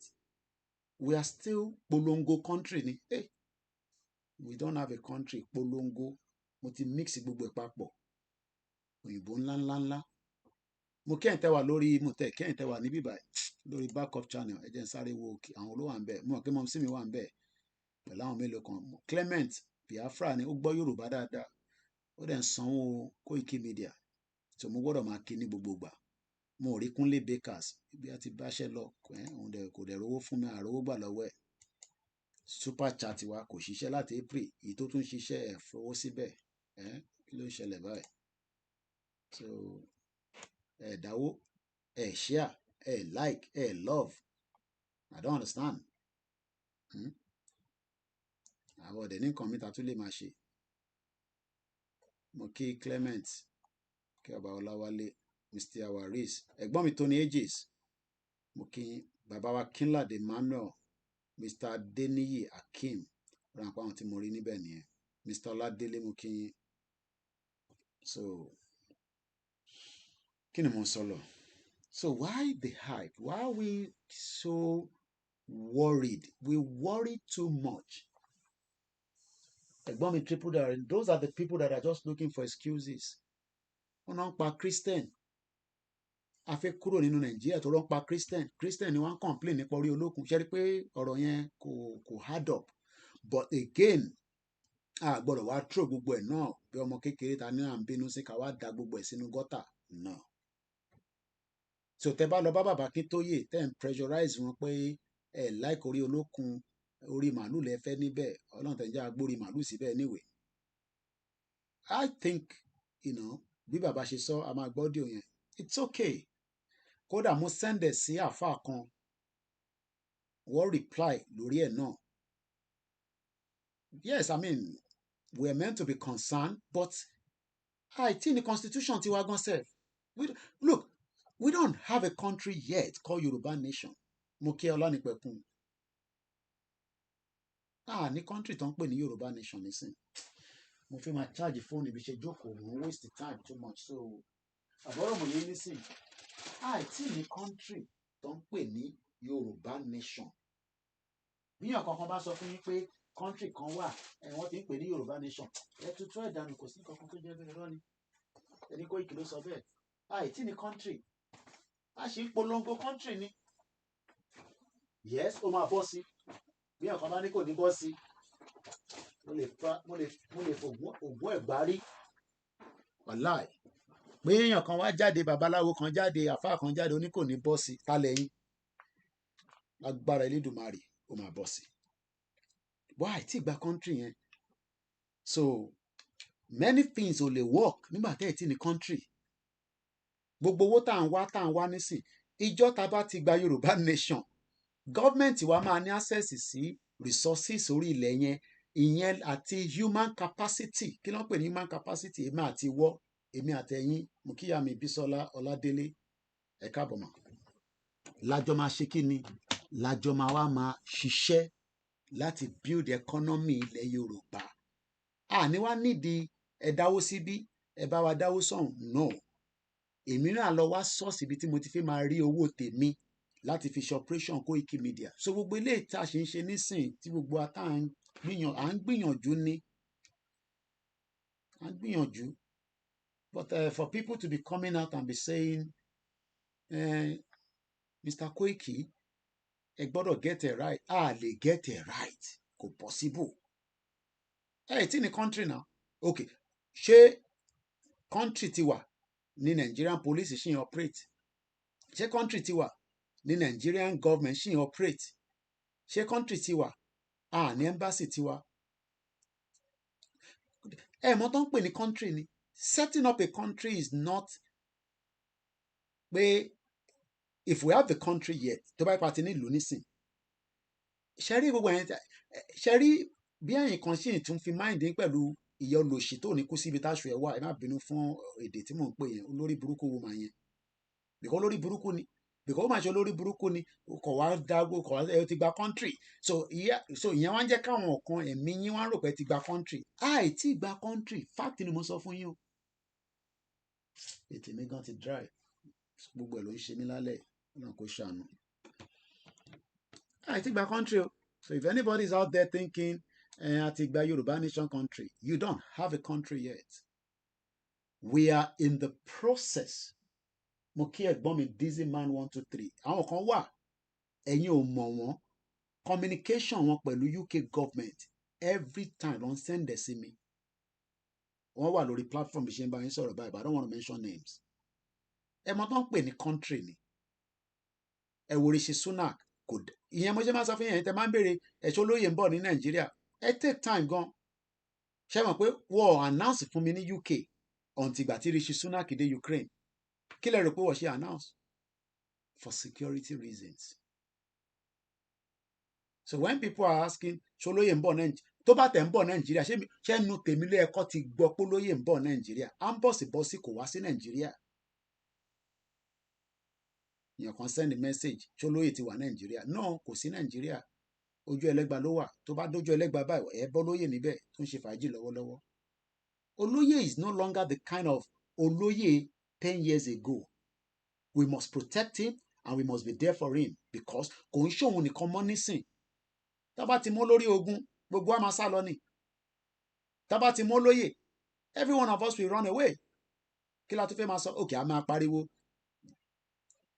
wàá dúpẹ́ fọ́lọ́run pé kò rí bẹ́ẹ̀ so we don't have a country yet so all these little things tá máa ń put up láàrin méjì movement yìí and it's been going on for that 3 years ìgbà tí mo lọ́lé okay mo ti pack gbogbo àwọn aṣọ èmi náà láwọn aṣọ tó jẹ́ onírẹ́ẹ̀dì yẹn mo ti pack gbogbo ẹ̀ kọ ìyàwó mi jọ kọ́kọ́ ṣe cupboard mi ẹ má bínú ó ní bàbá lé mi ẹ̀yin náà láti ṣe clearance díẹ̀díẹ̀ mo ṣáà kọ́ àwọn tí mo ìgbà tí mo dẹ̀ ti ní àwọn tó ọmọlúwàbí afárẹ̀ àwọn lọ sẹ́ndì fìlà sí mi easy ló sẹ́ndì ilé láti Amẹ́ríkà DHL ló fi gbé mo dúpẹ́ fún ẹ̀gbọ́n mi dáadáa kò síjọ́ kan tí bá parí program tó bá délé ní 9:30 òun ṣẹ̀ máa bẹ̀rẹ̀ fàájì ó máa tan TV ẹ̀ èmi ló ń wò kò sí ìtòkàn pẹ̀lú tó ń lọ l'Amẹ́ríkà ọlọ́run bá wà pẹ̀lú ẹ̀ so mo bẹ̀ gbogbo wa ẹ̀yin tẹ́ ń tẹ̀lé wa ẹ̀yin tẹ́ ń gbọ́ wa forget about the flag now tó bá yẹ pé flag yẹn ó ń fẹ́yìn ní concern design tẹ́yìn bá fẹ́ kẹ́ máa lò èmi ò kúkú ní jáde nísìn kí n condemn anyone but èmi ò ní stop láti máa lè léyò fact lẹ gbọ́ lẹ́nu mi fact lẹ ti gbọ́ lẹ́nu mi èmi o ọmọ Ọláyọmí Koiki of koikimedia eléyìí tó wà lẹ́yìn mi ṣe rí orí olókun tẹ́ ń wò yìí ó wà lọ́wọ́ ọlọ́pàá UK ẹ mọ̀ pé mo ti ṣe program yẹn mo fẹ́ kí system mi ṣiṣẹ́ because mo fẹ́ present ẹ̀ kẹ́ lè rí fact mo fẹ́ máa show yín ní lẹ́tà báyìí mo fẹ́ kó máa rí kí gbogbo everybody máa rí lórí laptop mi laptop mi kẹyìn Dell yẹn wọ́n ti wá gbé lọ engineer ó wà lọ́wọ́ yẹn kódà mo ní láti pè ní ọ̀la because ó ti kọ́kọ́ demand owó kékeré kan nísìn mo ní láti send owó yẹn sí ó ní láti wá gbọ́ owó yẹn lọ́la rádà ẹ ṣàrántí Dell Alienware mi ó ti pack up completely nísìn kò tẹ̀ wá ṣiṣẹ́ mọ́ rárá báyìí kọ́lọ́n kó ṣàánú mi ìyẹn mo ìṣíje program yẹn how can we have something that is older than Nigeria ìyẹn ló wá ń bí wa nú sculpture lásán ni kínní sculpture so ẹ jẹ́ ká gbọ́n kan tí bàbá wa alànà sọ lórí ẹ̀ ká wá máa tún máa tẹ̀síwájú mo fẹ́ kàntí brother mi Káyọ̀dé Mọ̀lá ó kọ átíkù kan jáde lénìí mo fẹ́ kà síta ká wá fi kọ́gbọ́n lórí ẹ̀ the world is busy the world is very very busy Waris Jinadu ẹ̀gbọ́n mi ní the naira note has the cow head ó ní orí màálù with Arabic letter the photo head of Amadu Bello, Abat Macaulay, Tafa Balewa, Muritala Muhammad head that Yoruba, Christian and Muslim and Ìṣẹ̀ṣe are using for currency. Ṣé rí àwọn èèyàn wọn ní rí gbogbo tẹ́yìn sọ yẹn? Wọ́n ní náírà tẹ́ ń lò, ó ní orí màálù níbẹ̀, ó ní Arabic sign, ìyẹn ọ̀kan yín, ẹ̀ ń ná lójoojúmọ́, ó wà lọ́wọ́ yín, ẹ̀ ń fi sínú bra, ẹ̀ ń fi sínú pant, ẹ̀ ń fi sínú ṣòkòtò, ẹlòmíì ò rí wọ́lẹ̀tì fi sí ẹlòmíì ò tẹ̀ ní owó yẹn bá ṣe ń sọ̀rọ̀ báyìí but èyí tó wà concern nísìn ní orí olókun yìí so that's all I'm gonna say ẹja gbọ́n kan tí bàbá Akíntóyè sọ lórí ẹ̀ ó máa play díẹ̀ nísìn ó dà pé omi yẹ lọ bá sọ̀rọ̀ lọ send voice yẹn sí kí ló tó wá tó lò báyìí ok. tó gbé ẹ dìde bí ọmọdé láti lọ máa jà fún Oòduà á gbé ẹ dìde wàá dàgbà nílẹ̀ Yorùbá o wàá dẹ̀ jẹ èèyàn gidi láàrin wa àtiwọ àtàwọn ọmọ ẹ láéláé Oòduà á gbé ẹ o. ọ̀rọ̀ flag wa kò tí ì sí we are a democratic society bó ṣe sọ yẹn gan lórí kálukú mú suggestion tí wọ́n wá àwa tá a jẹ́ leader yín èmi àti Sunday Ìgbòho àti àwọn yòókù a lè sọ pé ẹgbẹ́ nu yín sọ̀hún rárá o ìbẹ̀rẹ̀ láwa yìí o from àárọ̀ lọ́jọ́ o tó bá ti di pé àwa tá à ń ṣe leader à ń sọ pé ẹ̀yin tí ẹ sọgẹ́ ẹ má sọ̀rọ̀ ngeru yẹn bí a fẹ́ lay foundation fún dictatorship ní state wa ní country wa nìyẹn country wa ń bọ̀ there is no doubt about that nítorí náà àwọn kan gbé flag wa pé ẹ jẹ́ ká fi ṣe star ká wò bóyá yẹn bring a controversy ọ̀rọ̀ orí olókun to an end àwọn mìíràn sọ pé rárá star ò dáa ẹ jẹ́ ká fi ṣe adé orí adé àbí ìrùkẹ̀rẹ̀ àbí àkún nǹkan gbogbo wọ̀nyẹn ló máa jáde lẹ́sẹẹsẹ suggestion ní gbogbo ẹ̀ kò sí country tó jẹ́ pé àwọn kan ló kàn máa jókòó tán máa dictate pé báyìí là ń lọ no a máa set up committee a dẹ̀ ti ń set up committee tó máa jókòó tó máa decide kíní one national anthem wa 2 flag wa 3 coat of arms wa gbogbo nǹkan wọ̀nyẹn la need láti decide carefully bó ṣe jẹ́ nìyẹn suggestion ní gbogbo ìwọ̀nyí tó ṣì ń wá ẹ jẹ́ kí a ní suggestion máa gbé suggestion ẹ̀ jáde ẹ má máa jẹ́ ká sọ pé eléyìí tán ti gbé jáde yẹn nìkan tán ti ìyẹn ò dípò nǹkan kan o pé èèyàn kan suggest pé ká lo star kò dípò kò sọ pé òun ti wá ṣe that is the end ó ti dípò kò dípò nothing suggestion náà ni àwọn tí ó ń ṣe ẹ sọ orí adé ká fi adé ọba wa ká fi sí dáadáa ni wọ́n sọ àwọn tí wọ́n sọ pé ká fi ìrùkẹ̀rẹ̀ sí dáadáa náà ni wọ́n sọ àwọn tó sọ pé ká fi àkún ọ̀gbàlàjà àkún ká fi sí dáadáa náà ni wọ́n sọ tó bá yá àmọ́ máa rí mọ́ àmọ́ bó ṣe jẹ́ nìyẹn àti ìdébi tá a ti máa jókòó yan flag wa o àwọn èèyàn kan ló máa bá a yàn kó tó di pé a declare country wa ìgbà tí wọ́n bá dẹ̀ yàn tán àwọn àgbẹ̀ jáde gbogbo wa àdẹ̀yọ̀mọ̀ àgbà yọ̀mọ̀ finally mo rò pé kò ní dáa kí n má sọ̀rọ̀ nípa orí olókun torí àwọn nǹkan tí ọ̀pọ̀lọpọ̀ ń sọ nípa orí olókun kò kì í ṣòótọ́ o wọ́n ní orí òrìṣà ni nígbà kan wà láyé àtijọ́ in the 10th century 11th century 12th century tó jẹ́ pé àwọn bàbá wa kan tó ń ṣe alágbẹ̀dẹ bàbà alágbẹ̀dẹ òjé alágbẹ̀dẹ oríṣiríṣi tán bẹ̀ sí wá fi dá ọ̀nà oríṣiríṣi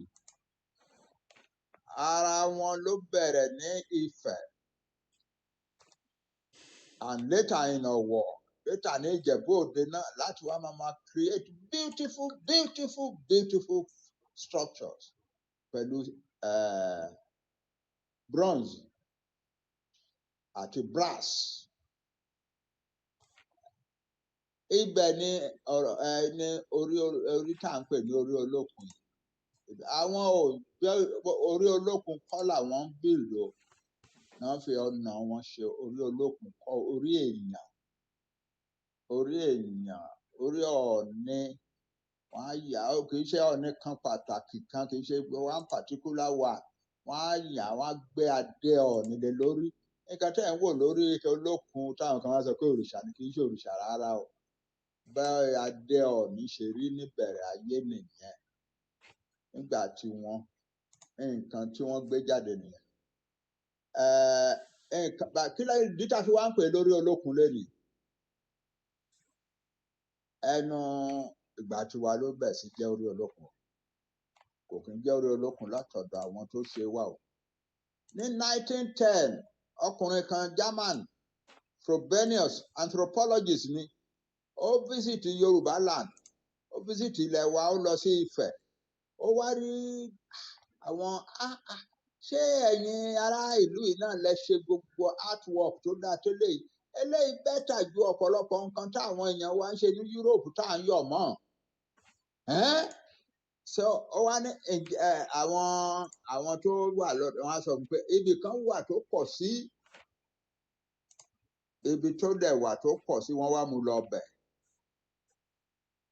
ọjà ayé àtijọ́ ni wọ́n ń pè bẹ̀ olókun ọjà olókun that is all an ancient marketplace inú ọjà yẹn làwọn arọ alágbẹ̀dẹ wọ̀nyẹn ti jókòó tán rọ àwọn nǹkan tí à ń sọ wọ̀nyí tí orí olókun wà lára ẹ̀ stool wà lára ẹ̀ chair wà lára ẹ̀ nǹkan kan kì í ṣe pé wọ́n ń create orí òrìṣà kankan o orí ènìyàn tó jẹ́ aládé bí àwọn ọba Ifẹ̀ ṣe ń dress láyé àtijọ́ bí Ọọ̀ni Ifẹ̀ ṣe ń dress bó ṣe ń wọ adé láyé àtijọ́ òun lélẹ́yìí tán gbé síbẹ̀ yẹn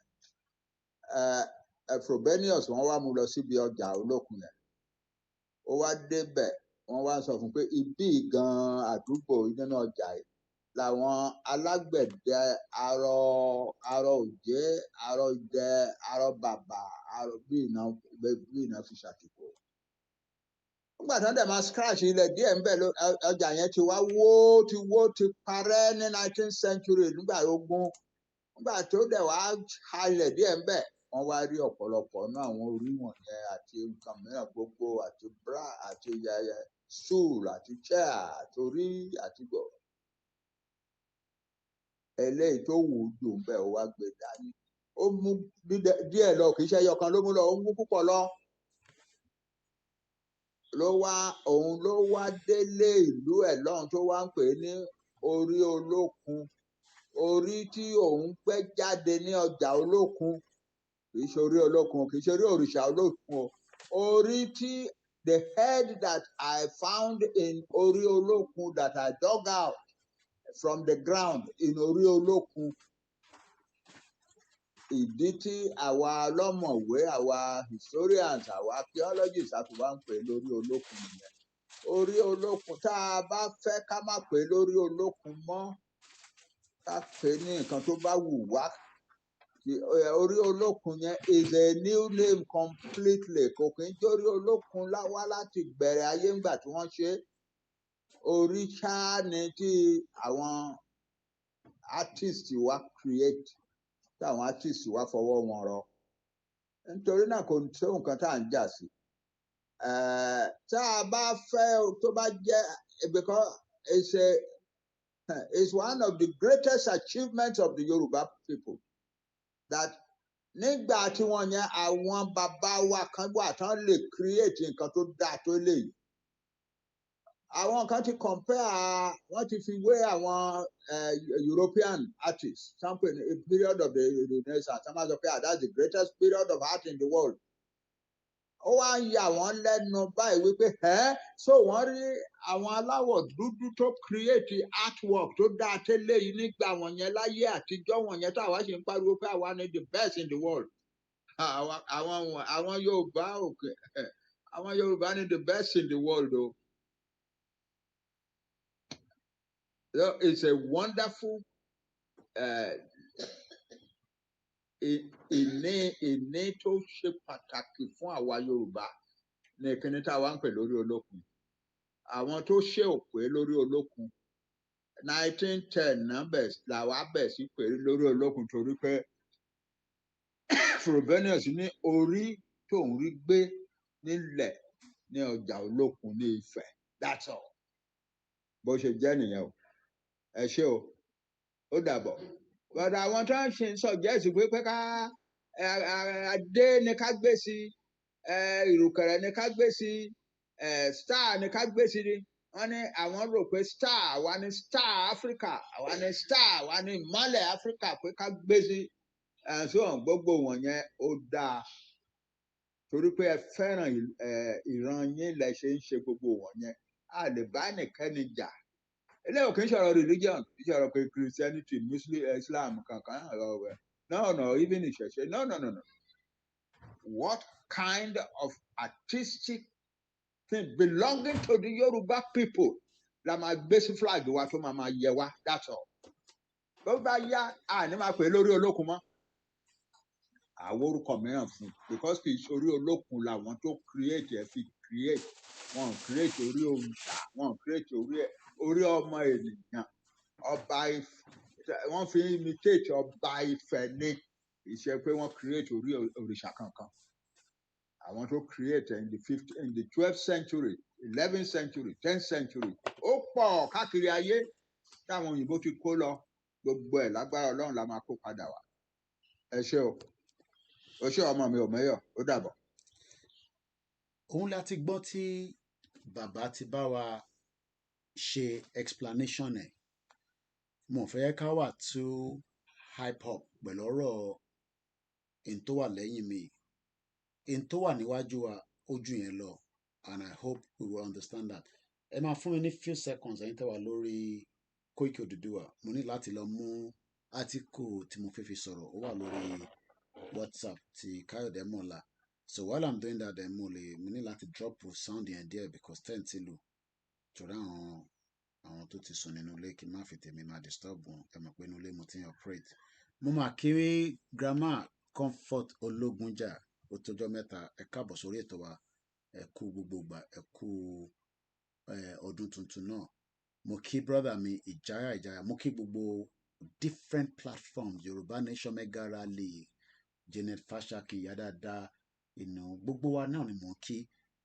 bẹ́ẹ̀ ṣe ń wọlé mo kí gbogbo ẹ̀yin dáàdì wa ẹ̀yin brothers wa mo kí ẹ̀yin ní Badagry mo kí ní Ṣómólú Bàrígà Ìfẹ́lódùn IT ní country so we might not have all the resources as expected but intani tó wà free òun ni ẹnu tí a fi ń communicate kọ́lọ́ máa fi àárẹ̀ dè wá mọ́lẹ̀ tọ́lọ́ bá ti fàárẹ̀ dè wá mọ́lẹ̀ ẹ̀yẹn fi tó kù sílẹ̀ àwa ṣe rí ariwo tó ọ̀fẹ́ yẹn and kò ń ṣariwo lásán constructive ariwo là ń pa mo kí ẹ bọ́ra cool house happy new year my brother ṣàlàfíà ló wà báńkì sa Guru Maharaji màá try láti reach motel last year yẹn mo busy there but màá reach out sí Guru Maharaji èèyàn ti gbowó ṣà náà ni.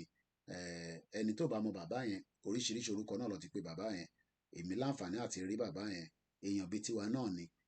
Ideology tiwọn ó lè má bá tiwa mu, tiwọn náà nìyẹn. We should not criticize. Let's leave everybody to do what they are doing. So mo kí Yorùbá Nation Ọ̀yọ́ chapter because ṣe ní wọn náà mo kí wọn níbí báyìí. Mo kí gbogbo alẹ́ nǹkan sí. So jẹ́ kí n lọ mú átíkù yẹn wá.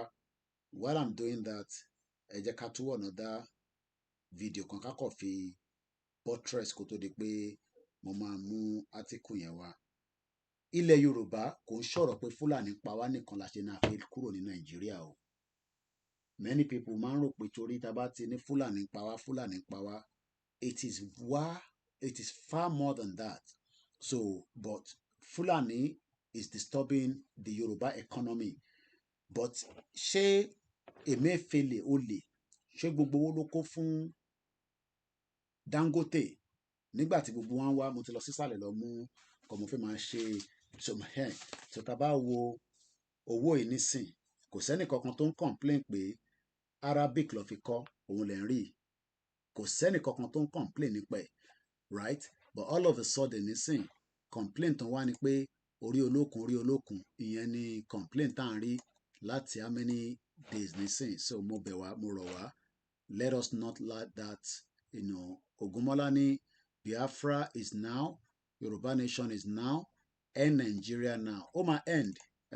So òun lè lè lọ inscribe, mo tẹ̀ mọ́ meaning ẹ̀, 1,000 naira. Wọ́n wá kọ́ pẹ̀lú Arabic. Kí ló dé tó kọ́ pẹ̀lú Yorùbá? Kí ló dé tó kọ́ pẹ̀lú Igbo? Kí ló dé tó kọ́ pẹ̀lú Hausa? Why Arabic? So gbogbo kìíní mọ̀ tẹ́lẹ̀. Kí ló dé tí wọ́n lo Yorùbá fi kọ́? Nígbà tó kọ 1,000 naira sí lẹ́yìn, kí ló dé tó kọ́ ní Yorùbá? Bọ̀ nítorí pé kì í ṣe Yorùbá country. Nàìjíríà ni wá. Ẹ̀gbọ́n mi the real non. Ṣàlàfíà lẹ́wọ̀ ẹ̀ bá ń kí àwọn ọmọ nílé. So bàbá mi Samson Adékúnlé, wàlátà mo kí ẹ dáadáa lẹ́ẹ̀kan sí olórí ẹbí wa nìyẹn. Ẹ bá ń kí pé happy birthday. Èní ni birthday. Ẹ bá ń kí pé happy birthday. Olórí ẹbí wa nìyẹn. Gbogbo èèyàn ló lórí ẹbí. Ó ń parí ìjà. Oríṣiríṣi la máa ń gbé sí lọ́rùn. Problem ti ẹ̀ nìyẹn. Òun ló náà fi ṣe olórí ẹbí. A dẹ̀ ti dá sí lọ́rùn. So very useful brother. So ẹ bá ń kí pé happy birthday. Alhaji Aliu Maibonu àti Dr. Clement Isong. Kò sẹ́ni kankan tó complain nígbà tó ṣòwò yìí pé kí ló dé tó lo inscription Arabic. Mr. Boye Cass, and happy new year. Bẹ́ẹ̀ ni títí tí January máa fi tán àti February, happy new year náà la ṣe wà. Ẹ jẹ́ n wo 500 naira. 500 naira náà ní Arabic. A lè máa mọ̀ tẹ́lẹ̀. But why is there Arabic? Mr. J. Taiwo Aziz Mokinyi, Mr. Baba mi Warisi ní àgbàdo àbí mo rí comment yẹn dáadáa. Ẹ lè pè náà wọlé, line yẹn wà open. Tabalẹ́ni tó fi dá sórí ètò. Gbogbo iná lẹ ní studio number lọ́wọ́. Ṣòkè máa ní Koiki òkùnkùn jẹ́ ká pè sórí program ẹ̀. Wọn kọ́ máa sọ̀rọ̀ lọ ṣá, ṣé wọ́n nìkan ló mọ̀rọ̀ sọ ní jẹ́ káwa náà dá sí. Ẹ lè pè wọlé. Ẹ lè pè wọlé. Tó bá wá mọ nọ́mbà yẹn àbí tẹ́ ẹ bá mọ̀, +44 74 04405917. Mo ti ń sọ nísìnyí o, a máa raise owó tí mídíà tèmi máa fi lọ sí but next week la máa ṣe yẹn.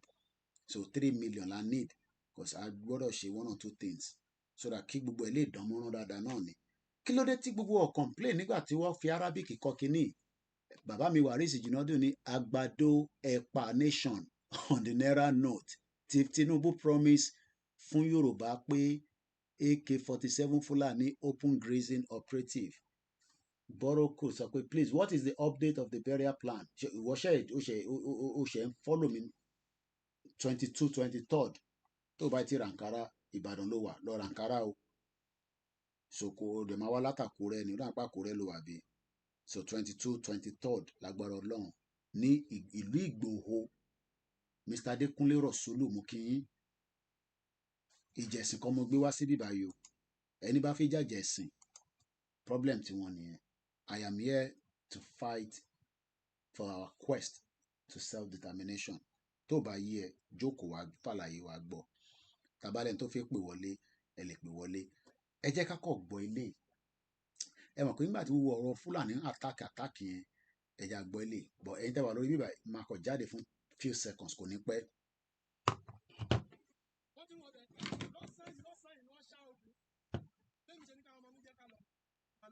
torí àwọn iná ń pè káwọn ò lè lóko wọn lẹ́nìkan gbogbo ọ̀nà pápẹ̀lẹ̀ àgbòrò ẹnìkan kan ò lè lóko gbogbo wọn wà lówódé tọ́lá làwọn Fúlàní kan yìnbọn wá sókè babaláwo lálẹ́ àná so tension wà ń bẹ̀ mo ní káwọn ọmọ jẹ́ ká lọ àwọn bíi 20 wọ́n wà lókè ròdì sí búrẹ́dì 2000 ni mo ní kọ́ lọ́ra àwọn ọmọ ìgbà gbogbo olórí family náà àwọn tí ò ṣiṣẹ́ kan tí ò ṣe kankan wọ́n máa gba sálárì wọ́n máa ṣe ogbẹ̀ wọ́n sọ̀rọ̀ àmọ̀tẹ́kùn sí wọ́n náà lọ kọ́lẹ́sì wọ́n ní kó máa lọ rẹ́gísà síbì kan àwọn tó lọ rẹ́gísà lọ́dọ̀ wọn yẹn ṣáwọn òsínlù látijọ́ yìí nígbà tí kìnìyàn ti ṣẹlẹ̀ yìí ìgbésẹ̀ àwọn náà gbé mẹ́ ó yẹ kí gbogbo àjọ wà lórí fíìdì nínú àwa tá a gbowó àwa ń pàfọ́ àwọn tí wọ́n sì ní òkú. ẹja fìyẹn sílẹ̀ mo fẹ́ lọ stress sórí tẹ́mọ̀lá dóònà pound sterling náà wọ kí ló dé táwọn ò ṣe kó Arabic sí lára kílé àlùkà mo kí ẹ ká lẹ́jà rè alpha pẹ̀lú ọ̀rọ̀ ilé yẹn ṣó níyànjú díẹ̀díẹ̀ kí mo sọ pé àlùkà nídìílé wọn ti lè kúrò nílé tó ń gbé tàbá ilé measure kò ṣe pé kó wá máa gbé bẹ́ẹ̀ yàkàtà o official letter to Saguru Maraji àwọn tó ń ṣètò ló máa ṣe yẹn so I'm sure pé wá ti pe Guru Maraji bọ̀ máa béèrè lọ́wọ́ olóyè lọ́la anyway I'm sure pé àwọn planner ti wà fún yẹn iṣẹ́ tèmi ni kémi kọ́ polongo ni so mo sọ pé àlùkà so why they put Arabic èmi náà mọ̀ èèyàn kan bí mi pé Koiki kí ló dé tó ṣe fẹ́ Arabic sí èmi náà mọ̀ bí a dẹ̀ ti di Islamic nation ni because kí ni Arabic ní ṣe pẹ̀lú owó Nàìjíríà Mr. Lawale ní irrelevant excuses for the people talking about owó olókun a dẹ̀ ti fọ̀rọ̀ owó olókun sílẹ̀ kí ló dé tí owó Nàìjíríà ní Arabic ta ló lè ṣàlàyé fún mi tó kọ̀ lè pè wọlé tó kọ̀ lè sáré ṣe explanation yẹn ní wẹ́rẹ́njógí máa ń rẹwà kan lọ́dọ̀ ìyá kan ní phase 2 block 35 no beans kò sẹ́wà tí bá wá fi ṣe òjòrò fún wọn màá wá gbé abọ́ alájà abọ́ aláyọ̀ tí bá wá débẹ̀ tó bá ti wá ń tẹ̀wà yẹn lọ máa ti gbàgbéra ẹ hàn pé àwọn dábọ̀ yẹn Nàìjíríà àwọn ìyá yẹn ti mọ̀ pálájà ló ní abọ́ yẹn wọ́n dẹ̀ mọ̀ pé kò ń ra omi sínú ẹ̀wà tiẹ̀ èmi àti wá gbàgbéra máa dé ẹ̀wà máa wá ra exact tálájà náà máa ń rà jọ ẹ̀mọ̀ pé àwọn ìyá yẹn wọ̀ níkùn tó pọ̀ wọ́n lè jẹun púpọ̀ máa wá ra oní tẹ́ẹ̀nẹ́ mo ṣe rántí èlò là ń rà ńjọ́ náà lọ màá ti wá gbàgbéra máa ní ẹ bá ń fomi sẹ́wà alájà ò kí ń fomi sẹ́wà máa ní bẹ́ẹ̀ ni alájà ò kí ń fomi sẹ́wà bọ̀ wọ́n ní kẹ́ bá wọn fi ata tòróró àtẹ̀pọ̀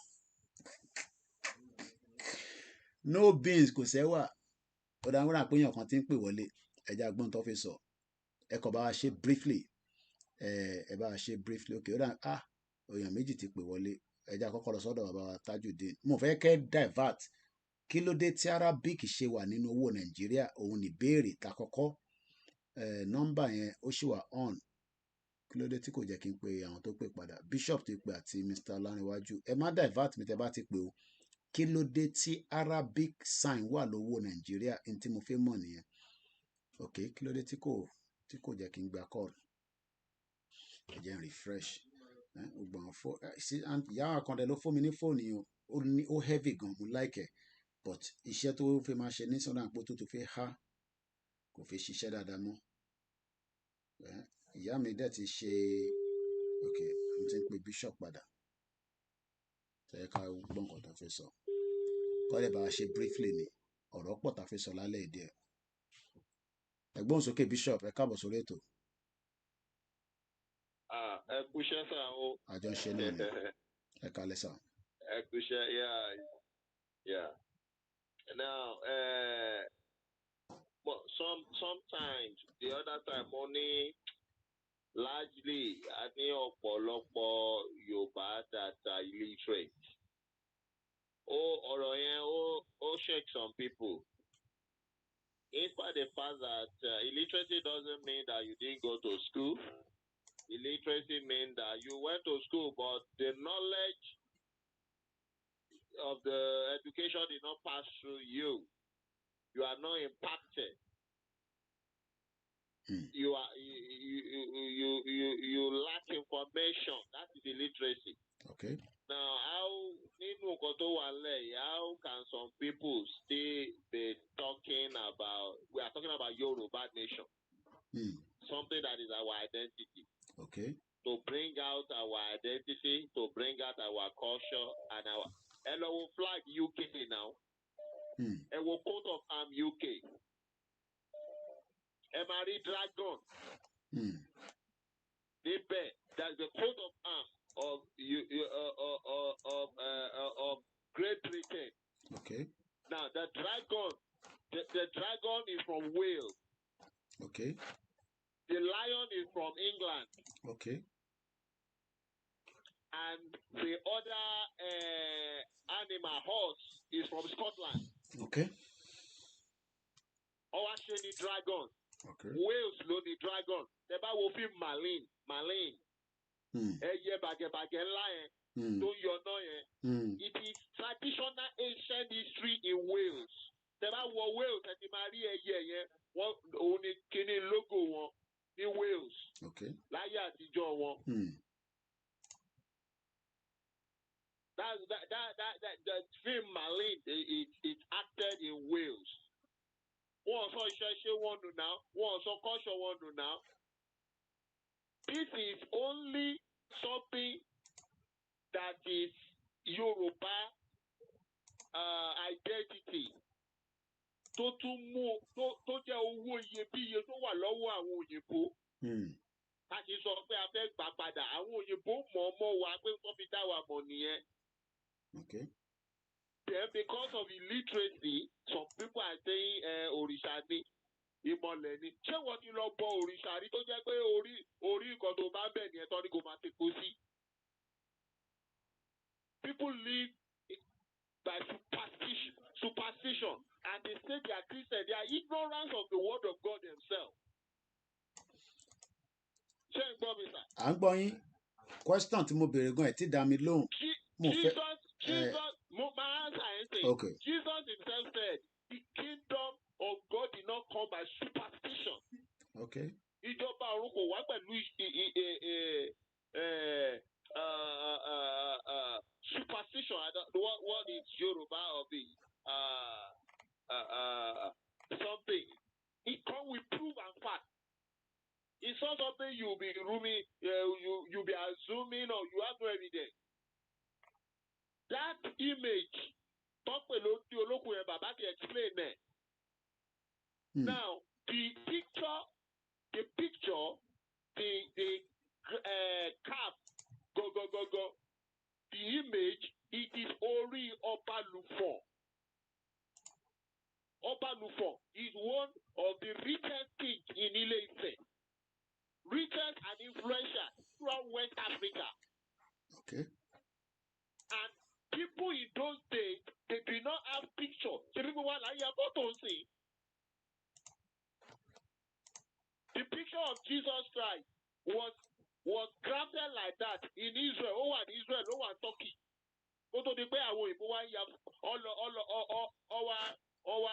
Try láti fi present life láti represent picture. That was not the picture from the beginning. That's why we should contemplate the original image of Jesus Christ. That Jesus is a black appearance, not Ojibo, which Ojibo did not design. So I want to complain we need to educate them and not to be succumbing to them. We need to start educating them. Yoruba is likely illiterate. Forget that they went to school or something, they are professor, have certificate of PhD or something. So what you know that if their brain is short circuit. So we educate them. Orion, the kúrò nínú flag here. We'll fight it in the end. I'm a bishop. I'm a Christian, born again, teaching people the true word of God. Orion is our identity. Flag you are. Referendum or talk glory. I will support it. That head should be there. Well, opinion tini we am support it, but let's not push me. It has to be there. Let's just leave it. It will go through the people. No, I said yeah. Okay. All I'm right. speaking for myself. Okay, then that's fine. I will support it. Okay. And Europe, Pastor Lamagba, what is so fún iye ọdún tó ti wà lọ́wọ́ wọn, they are going to pay us. Now, let's That is move our swiftly. riches and our heritage. The Arabic sign, lórí náírà, tọ̀dọ̀ tiwa yẹn, we can still deal with that internal problem tiwa nìyẹn. For a very long time, we've got Arabic on the naira. Nobody has checkmated it. Nobody has talked about it. But right now, we are looking back into so many things. Kí ni reason ti Arabic ẹ̀kọ́ fún wa ní explanation tọ̀dọ̀ ti yín Bishop ẹ ṣì máa láǹfààní àti pè padà. Kí ni reason ta ṣe ní Arabic symbol lórí naira note tó wà lọ́wọ́ mi báyìí báyìí 500 naira and 1,000 naira. Eléyìí ò ṣe gimmick ó wà lọ́wọ́ mi báyìí. Mo ń gbọ́ yín sà. Koiki, that you are asking me a rhetorical question.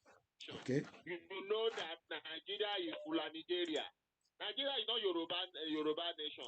Okay. And that's why the people are asking for their own country. Okay. If it's a Yoruba nation, now if Nigeria is Yoruba nation, Yoruba will be on that money. It's Fulanigeria. The Nigeria belongs to the Fulani. Okay. So people, don't come into Nigeria. Okay. Okay. All right. All right. Kẹ́tó lọ Bishop ní last week àwọn èèyàn márùn pa à ń ṣeré ni bí a torí pé kò ń ṣe Amnesty ló sọ Amnesty 3 hours ago mo post picture bàbá kan pẹ̀lú ọmọ mẹ́fà mo ní Fúlàní kó wọn lọ títí dé ní àìtí rí wọn ní Ìlọrin. Many Nigerians do not know that these things are happening. Amnesty share posted ó wà lórí Twitter mo ti retweet even a máa ń pè ní Twitter kò yẹ ká máa pè Twitter X ni but let's leave it like that. This is what they said. Amnesty International is deeply concerned over the failure of Nigerian authority to stem the tide of kidnapping for ransom, which has left millions of Nigerians feeling increasingly unsafe. Wọ́n fi picture bàbá yẹn àtọmọ mẹ́fà àwọn ọmọ mẹ́fẹ̀ẹ̀fà yẹn obìnrin ni gbogbo wọn ọba Elédùmarè nìkan ló lè sọ pé nǹkan báyìí ló ń ṣe pẹ̀lú wọn ẹ jẹ́ ká continue. Last week kò sí nǹkan kan tó ń pè ní gunmen torí pé Igbo máa kan ló wá kidnap wọn Yorùbá máa kan ló kidnap wọn wọ́n wá ní gunmen who kidnap Alhaji Mansour Alikadiriya and his 6 children in the night of the 2nd of January. Èní 13, that means pé wọ́n ti wà in the captivities of the Fulani terrorists for 11 good days. Nílùú tó lọ́ba tó níjòyè, ta ní Jagaban, the president of the Federal Republic of Nigeria, ta ní Lágbájá, ọmọ Yorùbá tó jẹ́ military, mò ń bọ̀ Bishop. Wọ́n wá ní láti on the 2nd ni wọ́n ti kidnap family mẹ́fà pẹ̀lú bàbá, obìnrin ní gbogbo wọn.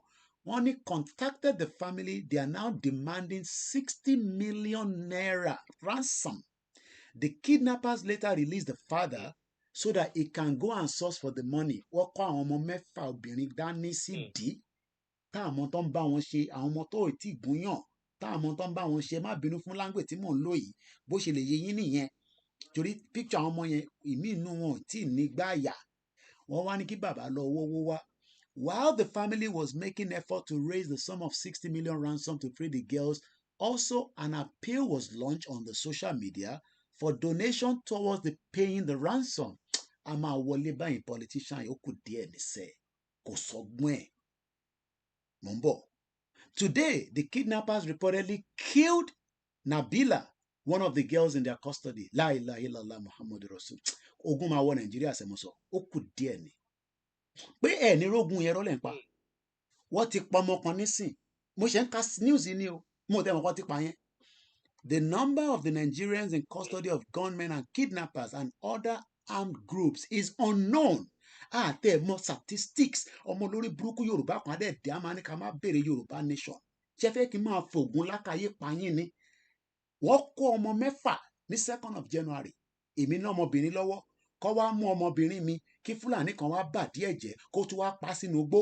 Ẹ wá ní kò ní sí wàhálà Nàìjíríà. Ọmọ Yorùbá ẹ lọ máa dúró fún ogun máa wọ Nàìjíríà. Ìgbà tó máa dé là mọ̀. Ẹgbọ́n sókè Bishop. Koiki, ó ti sọ̀rọ̀, ó ní sọ̀rọ̀ tán. Wọ́n máa rí ìbínú Ọlọ́run ní ọdún yìí. So that's fact. Wọ́n máa rí ìbínú Ọlọ́run lọ́dún yìí. So that's why when I'm speaking, I always come with facts. I don't want to be speaking with so that they won't say the pastor is seeing vision or no. Even when you are seeing vision, God gives you evidence. You speak with evidence. It gives you evidence. And even if it's astronomy, you see evidence. ní Nàìjíríà Even if it is something you a dẹ̀ dream níjọba about, you dream about a it, dẹ̀ you sábà ask God níjọba. for evidence, you see evidence. Àṣẹ. So, àwọn tó ní ọmọ wa ni ó ṣèdí bẹ̀bẹ̀rẹ̀ kìíní kan náà, ìdí bẹ̀bẹ̀rẹ̀ is pampers, wọ́n package síbẹ̀. So, gbogbo adẹ̀ ti rí pé pampers ni. Ìdí kankan ò bẹ̀bẹ̀rẹ̀. Because ìdí bẹ̀bẹ̀rẹ̀ fúnra rẹ̀ ti sọ wípé the situation is out of his hand. And you wish that things can be better, but there is no alternative. Ìdí bẹ̀bẹ̀rẹ̀ ti sọ yẹn fúnra rẹ̀. And apart from that, àwọn tó ṣiṣẹ́ pẹ̀lú ìdí bẹ̀bẹ̀rẹ̀ náà ti come out, wọ́n ní we should pray to God. Ọlámilékan Sóbò, èèyàn ti KOIKIMEDIA, èèyàn Yorùbá Nation. Ìkwẹ́sọ̀ tèmi wá ń béèrè ni nígbà tó ń kàmpé wọn ní ká pray. Wọ́n nípa àwọn máa ṣe ni àmàgbé wálẹ̀ ẹ̀ lọ fọkàn balẹ̀. Nǹkan tó sọ fún wa ni wọ́n sọ wípé ká lọ pray. Wọ́n dẹ̀ ń sọ wípé ká gbé Yorùbá Nation ti sẹ́gbẹ́ kan wípé tó bá ti débẹ̀ gbogbo nǹkan máa dẹ̀rọ̀ bẹ́ẹ̀ like a magic. Ṣé Israel tó ń kojú Hamas lọ́wọ́ báyìí nígbà táwọn Hamas tàbílẹ̀bìlẹ̀ tó kidnap àwọn ọmọ wọn tó pa wọ́n ṣé àdúrà ní Israel ń gbà ọjọ́ kejì kan ní Israel dáná yá wọn wọ́n kọ́kọ́ blow central bank wọn dànù wípé ẹ lówó lọ́wọ́ lẹ ṣe ń ra weapon wọ́n kọ́kọ́ blow yẹn dànù náà wọ́n wá block gbogbo bọ́dà wọn wá dáná yá wọn nísìnyí àwọn ló ń bẹ̀bẹ̀ sì tán lọ sí international criminal law pé kọ́ parí ìjà wọ́n ti fẹ́ pa àwọn tán. Yoruba were too lazy and ara wa la mọ̀ bá jà nítorí o mọ̀ pé o mọ ẹni Yorùbá ni wàá máa légo. So I'm short of words. I'm short of words but èmi mọ̀ wípé what is happening ìbínú Ọlọ́run máa wọlé ti Nàìjíríà lọ́dún yìí. And ẹ̀san ọdún ẹ̀san ni ẹ̀san ni. No grief for anybody. Ẹ ṣé gan Bishop. Thank you so much. Yeah. No grief for anybody.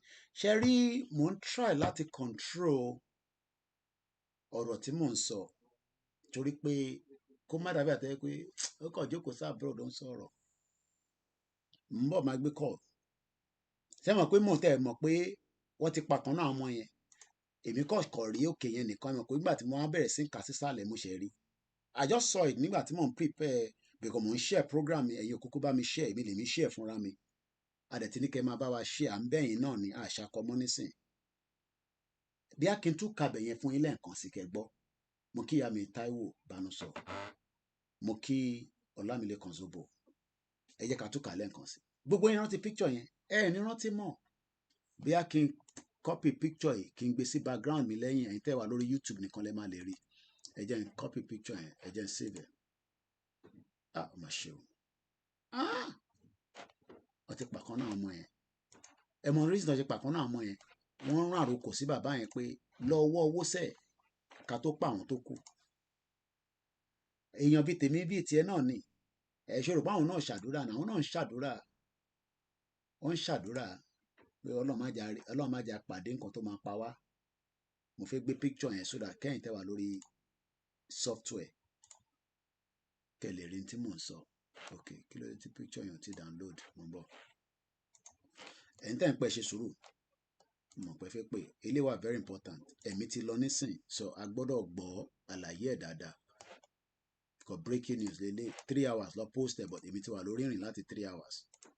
So bí dẹ̀ ṣe ń wo kódà inú meeting níbi ṣe ń wọlé báyìí inú meeting lèmi àtàwọn staff mi la wọnú ẹ̀ straight. So ẹ jẹ́ ká kọ́kọ́ ṣe àlàyé lè. So ẹ̀yin tẹ́ wà lórí YouTube picture bàbá àtàwọn ọmọ yẹn òun ló ń bọ̀ lẹ́yìn mi nísìn ẹ máa rí nísìn ẹ̀yin tẹ́ wà níbí báyìí náà ẹ jẹ́ ń lọ mú picture yẹn wá.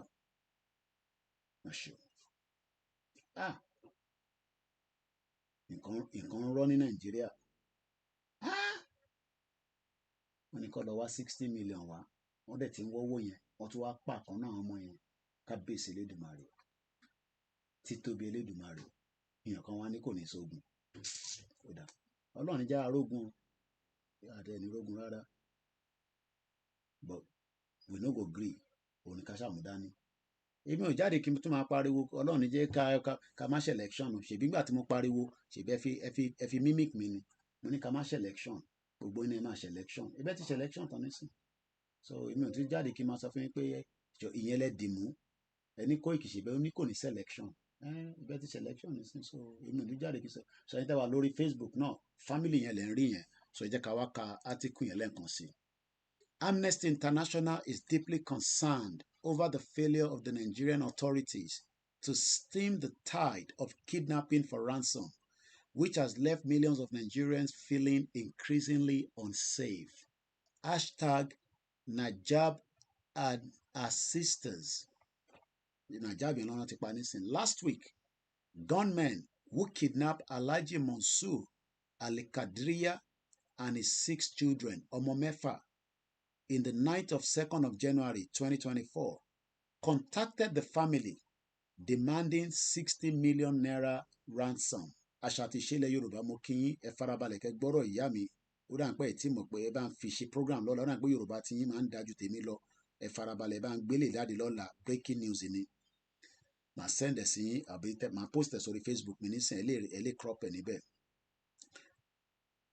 2nd of January contacted the family demanding 60 million naira ransom. The kidnappers, kò sí nǹkan kan tó ń pè ní kidnappers, these are pure Fulani terrorists. Tó ń dààmú wa. Later released the father so that he can go and source for the ransom. Wọ́n náà release bàbá kó lọ wá owó. While the family was still making effort to raise the 60 million kò ń ṣe owó kékeré. Even when they wá sórí social media, ìbí mi lè mi béèrè owó nísìnyí fún mi lówó. So à ń bọ̀ sí bọ́sẹ̀ tó kidnap gan kò ń ṣe gbogbo èèyàn ló máa ń fún lówó but Nàìjíríà ojúṣe yín pọ̀ mo rí díẹ̀ kan nísìn I'm not here to say anything but gbogbo nǹkan ló ń fún gẹ́ọ̀ yẹn tòró náà ń dáná fọkọ̀ òun lóru eléyìí nísìn tó ń touch àwọn èèyàn ọ̀ ní dáwó fún wọn I don't know whether they've raised the money but wọ́n ní wọ́n ń wọ́ owó yẹn lórí social media Nàìjíríà ní owó àwa ń wọ́ owó 60 à ń wá 60 million lórí social media fífi gba ẹni tí Fúlàní terrorist kidnap àwọn èèyàn wọn láti 2nd of January. While the family was making efforts to raise the sum of 60 million, kò ń ṣe 60 naira, kò ń ṣe 60,000, 60 million naira ransom. Ìyá mi àṣàtìṣe bá ń bí mo lè pronounce ẹ̀ bá ń kọ́ sí ilẹ̀ ní Yorùbá kí ni 60 million. Láti fi free àwọn obìnrin yẹn, àwọn ọmọ yẹn girls. Also appeal was launched on the social media for donations towards paying the ransom. Wọ́n ní lẹ́ni èní 13th 2024 January. Wọ́n ní lẹ́ni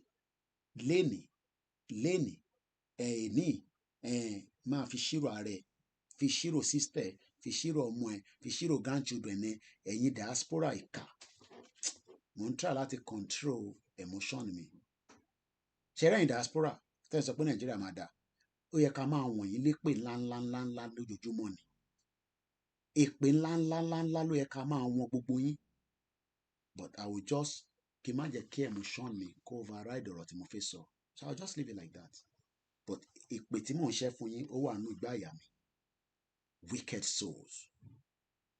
Today the kidnappers reportedly killed Nabila, one of the girls in their custody. Ṣé ẹ gbọ́ àwọn adọlọ́pàá tó ń múyàn sínú custody wọ́n mú àwọn èèyàn mú wọn sínú custody ìyẹn Boko Haram lórí ilẹ̀ wa lórí ilẹ̀ bí Ìgbòho ṣe máa ń sọ lórí ilẹ̀ wa. Let's continue. The number of Nigerians in the custody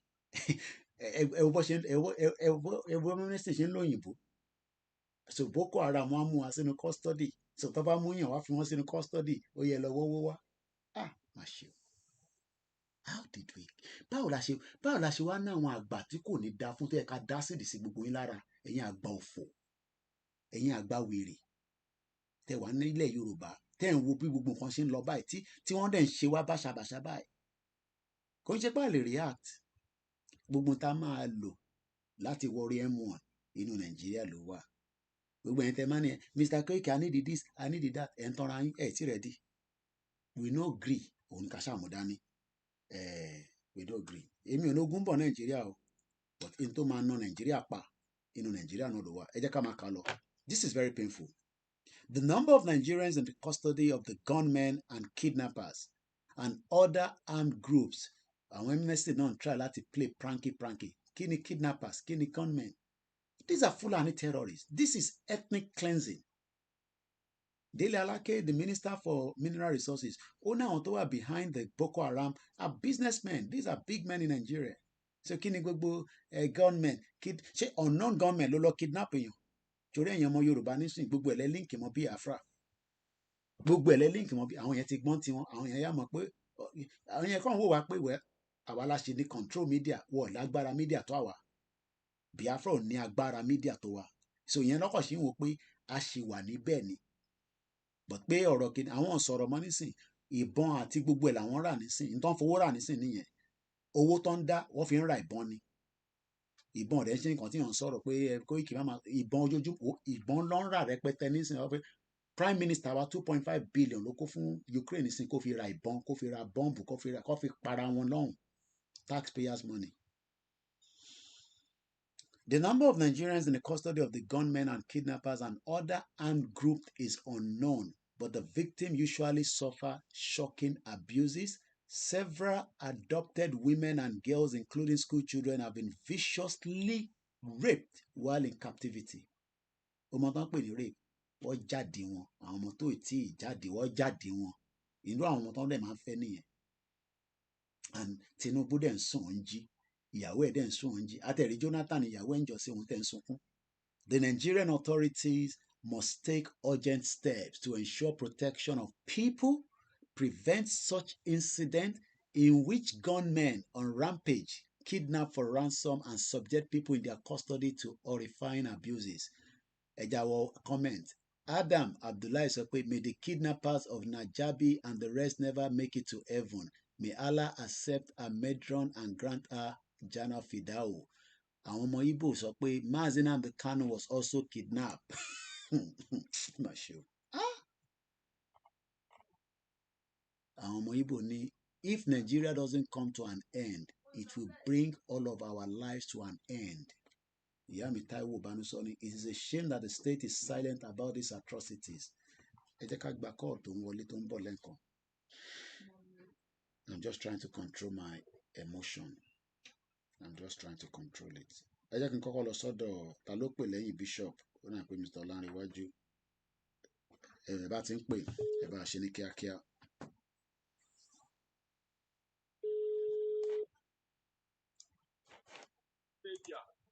Ẹgbọ́n sókè à ń gbọ́ yín. Ẹ kú ètò. Ètò nìyẹn. Ẹ kú iṣẹ́ takuntakun. Àwa ni ẹ sà. Ṣé rí lórí ọ̀rọ̀ Arab tó kọ sórí owó yẹn.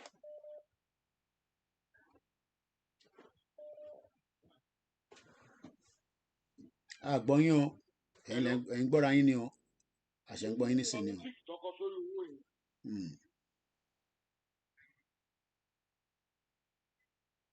Ẹ lè máa gbọ́ra ẹ ń ṣàlejò ẹ má gbọ́ra yín nínú ilé náà. Ẹ pa TV tinú ilé yẹn. Ẹ ń ṣàlejò ẹ ti wà lórí program wa for 3 years. Ẹ ń gbọ́ra yín nínú ilé náà. Mo ti fún ọ̀rẹ́ jù. Ó yẹ gbọ́n sókè dáadáa.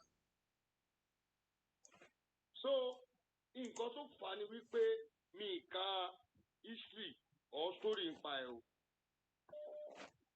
But nǹkan tí mo witness ní lifetime mi ní Nàìjíríà. I'm approaching 60. Ṣé ẹ̀ ń get me nísìnyí sà? À ń gbọ́ yín sà. Ìpinnu bí mi sí Èkó ni mo dàgbà sí. Gbogbo àwọn mọ́là tá dàgbà sí lọ́wọ́ tájọ dàgbà those days tó ń ta nǹkan ládùúgbò wọn lọ school wọn ní western education Arab nìkan náà gbọ́. Ibi táwọn bàbá ti ṣì nìyẹn díẹ̀ nítorí pé wọ́n fi lówó inú. Wọ́n gbà fún wọn nígbà tí wọ́n fẹ́ ṣe náírà yẹn wípé wẹ̀rẹ̀. Nígbà tí wọ́n convince wọn wípé àwọn eléyìí wọ́n Nàìjíríà náà ni wọ́n lọ school wọn dẹ̀ gbédè include èdè tán gbọ́ mọ́. Títí wọ 90s tí mo fi Nàìjíríà lẹ̀ kò sí mọ́là tẹ́ máa sọ pé kó fi brókì kọ lẹ́tà tó máa kọ Arab ló máa fi kọ. So gbogbo àwọn tí wọ́n lọ́hùn yẹn wọ́n ní western education Arab education náà ni wọ́n wá mandate ẹ̀ lórí àwọn bàbá wa nígbà yẹn lórí wípé kí wọ́n lè carry wọn along kan fi education tó níyẹn kan include ẹ̀ sínú owó yẹn. Okay. Because títí dọ̀la ní Nàìjíríà ẹ bá rí mọ́là tó wà máa sọ fún yín pé 20 naira á ní náírà sí náírà òkú dèrí bíu dèrí kìíní kan Arab ni kò ń ṣe Hausa is Arab word ẹ lọ gọ́gù ẹ̀. So wọn ò ní western education òun náà fi làwọn bàbá wa fi tolerance wọn wò pé wẹ́ ẹ ti pè ní wọn Nàìjíríà ẹ má ẹ̀ka dàmẹ́pà yàn wọ́n jẹ wọ́n á gbà wọlé. Bẹ́ẹ̀ni àyẹ̀ ṣe rí nìyẹn. Kódà ẹ ṣe gan ni ẹ kú. So orí olókun ọ̀nà orí olókun wọ́n ń tanra wọn ni. Ẹni tó bá fẹ́ ṣe Yorùbá nation kó gbàgbé olókun gbogbo olùkà tó wà including neighboring country ní Africa ká má ti sọ Western world gbogbo nǹkan tó ń lọ àsìnbọ̀ wọn tó ní enemy nìní Saudi Arabia wọn ń lò dà tọ́lọ́ ní ká pààyàn ni. So gbogbo nǹkan yẹn ẹ má yẹ kán máa fi tàn wá then bàbá tí wọ́n kó àwọn ọmọ ẹ̀ tí wọ́n release ṣe ń gẹ̀ẹ́tì nísìn. Ó dàbí ẹ̀gbọ́n mi kan ní ọmọ Èkó ní ọmọ Kákàwá ó máa ń sọ̀rọ̀ kan ọ̀rọ̀ yẹn ó jọmọ́rọ̀ yìí ó sọ fún mi níjọ́ kan ó ní TJ ó ní tí olè bá wọlé ẹ̀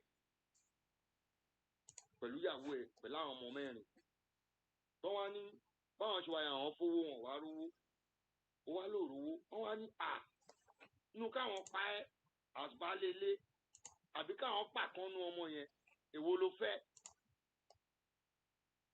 Question yẹn lẹ̀gbọ́n yẹn béèrè mo fẹ́ kẹ́ lísì sí mi sá o. Mo wá ní kọ́ pè mí ní o wọ́n lè fi àwọn ọmọ yẹn lẹ̀ pẹ̀lú ìyá wọn o nǹkan kan ẹ ní kí ni ánsà tí máa yẹn fún mi. Hello sir. À ń gbádùn yẹn gbọ́n. Ó lóun máa ní kó pàkánú ọmọ tó fẹ́ pa yẹn. Wọ́n fi yòókù lẹ̀ fóun àtò. Mo ní ẹ̀gbọ́n ẹ kálá o. How can you reason that way? Ó ní now ó ní tí wọ́n bá pa òun tí wọ́n fi àwọn ọmọ yẹn lẹ̀ ìyá máa jẹ wọ́n. Ó níbẹ̀ tó bá pàkánú mẹ́rin tó bá kù mẹ́ta òun á wà láyé láti manage life àwọn mẹ́ta tó kù yẹn. Èmi náà wá ronú sí wọ́n á wò pé ọ̀rọ̀ ni máa yí sọ yìí o. So máa tán filẹ̀ yẹn wọ́n filẹ̀ wọ́n mọ̀ pé tán bá pa ayé àwọn ọmọ yẹn máa bàjẹ́ wọn ò ní rí kí ẹ ti kà mọ́. Òun náà filẹ̀ pé kó lọ wọ́ sòwò wa. Bóyá ní kó lọ wọ́ sòwò wa yẹn òun fara ẹ̀ àwọn fara wọn wá rò wípé wèrè ta ní kó lọ wọ́ sòwò wa kò fẹ́ take wa serious ẹ̀ ká pàkánnu wọn kó lè mọ̀ pa àṣírí tó bó ṣe rí ni ẹ̀ máa bí tó lọ sà. Ẹ ṣe gan ni kọba Elédùmarè kó bá foríjì mọ̀lẹ́bí náà ọ̀rọ̀ Nàìjíríà mo máa ń sọ pé ẹnì kan ló mọ̀ tó o bá ti kún ẹ ìwọ ṣáà máa gbàdúrà pé kó má kún ẹ torí tó bá kún ẹ kò ní ṣe explain mo kẹ́hìn tẹ́ wà lórí ètò pẹ̀lú wa lẹ́yìn ilé a lọ sórí átíkù Káyọ̀dé Mọ̀lá ká tó máa bá program yẹn nìṣó ẹ bá gbóhùn sókè bàbá wa tó ṣẹ̀ tó pè wọlé.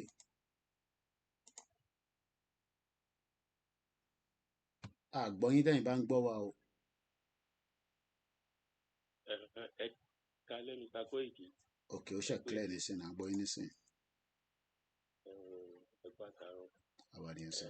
Mo kàn ní kémi náà sáré dá sí àwọn pọ́ìntì tẹ̀sí yìí wọ̀nyẹn. Fọ́ọ̀sì lórí olókun àwọn tó ń sọ̀rọ̀ nípa olókun ẹ bá find those people are not really in support of Yoruba nation. They are just a religion people. Okay. And this movement is not concerning religion. Okay. Ṣé symbol church náà fẹ́ kàn gbé sí ni àbí symbol mosque náà fẹ́ kàn gbé sí? This is symbol Yoruba. Yoruba là ń sọ̀rọ̀ ń pẹ́ yìí. So symbol Yoruba nìyẹn. Okay. So ìyẹn lọ fún orí olókun. Nípa Arabic tí wọ́n kọ sí orí náírà. Tẹ̀rí Arabic yẹn látàyè Babangida ni agenda fún Islamic nation ti wà tí Babangida san millions of dollars sí Saudi Arabia. So agenda yẹn ti wà tipẹ́tipẹ́ pé wọ́n fẹ́ sọ Nàìjíríà di Islamic nation. Okay. That agenda is going on underground up to date. Tinubu ò lè rí gọ́ọ̀mẹ̀ntì kankan ṣe bó ṣe wà yẹn.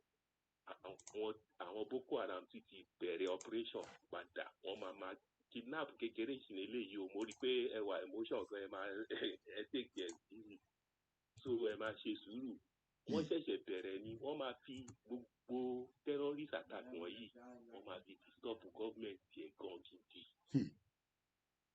Ó kàn ṣe wá láàánú fún bàbá tó wà victim yìí, bó fún wọn 60 million yẹn gan wọn ò ní release àwọn ọmọ yẹn. Àwọn tí ọmọ school tán kó nígbà yẹn àwọn Chibok girls bẹ́ẹ̀ ni ìkan tẹ̀tí fẹ́ wọn tó ti bímọ bí méjì fún kan náà wọn ní ìṣàìbù yẹn tẹ̀tí ló ti dọ́lọ́mọ méjì pẹ̀lú wọn bẹ́ẹ̀. So wọ́n tún ti bẹ̀rẹ̀ padà, wọ́n ṣe lọ kó àwọn ọmọkùnrin tó jẹ́ pé àwọn ọmọbìnrin náà lọ kó reason rẹ̀ ṣẹlẹ̀ yìí náà ti ń sọ pé Ọlọ́run ló mọ̀ nǹkan tó ń fi wọ́n ṣe nugbó yẹn. Wọ́n ṣe lọ kó àwọn ọmọkùnrin, wọ́n tún ti bẹ̀rẹ̀ padà. That plan wọ́n fi ń destroy government. Kẹ̀bá ayọ̀ Ọbásanjọ́ náà wọ́n fi dọ́ọ̀bù ayé Jonathan ayé Buhari ó lọlẹ̀ díẹ̀. So they are start again. So it's a strategy to destabilize Tinubu's government. So the Islamic agenda yẹn ṣe ń lọ underground. Tó ń ṣe lọ gidi. Torí ẹ̀ ló jẹ́ kọ́ brother wa tó sọ̀rọ̀ tán yẹn ó sọ pé Arabic, èmi lọ school north, so Arabic yẹn they are good at it, so they have that agenda to Islamic Nigeria as a whole to become Islamic nation. Wọ́n ní agenda yẹn tó ń lọ underground. So ara gbogbo ẹ̀ ní gbogbo ilé tó ń kọ Arabic wọn sórí owó wa.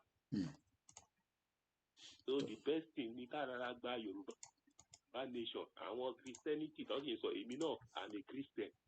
So kọ́mọ́ máa fi brother wa yẹn sọ lẹ́ẹ̀kan yẹn ó ní pé the fact that you have PhD does not mean you are educated, but you may be educated and not be exposed. Wọ́n ti fi Christianity àti Islamic bo ọ̀pọ̀lọpọ̀ lójú. Tó jẹ́ pé wọn ò lè reason beyond that level. Religion is a different thing entirely. Yoruba nation is a different thing entirely. So kí ni flag yìí ní ṣe pẹ̀lú ẹ̀sìn Christian àbí ó ní ṣe pẹ̀lú ẹ̀sìn Sunday kan gbé flag sínú church yìí ni àbí wọ́n lè kàn gbé sínú mosque yìí ni. Ìwọ tó bá ní flag ní church yẹn àbí sáńbọ̀d ní church yẹn àlè kò gbé orí olókùn sílẹ̀ náà. Tí o bá ṣe pé illiterate, kí ni olórí olókùn ní ṣe pẹ̀lú nǹkan tó ń lọ à ń sọ̀rọ̀ Yorùbá pé kò ṣe símbọ̀ ní fún wa ni. Ẹ máa bẹ́ tó lọ ẹ ṣe gan ta.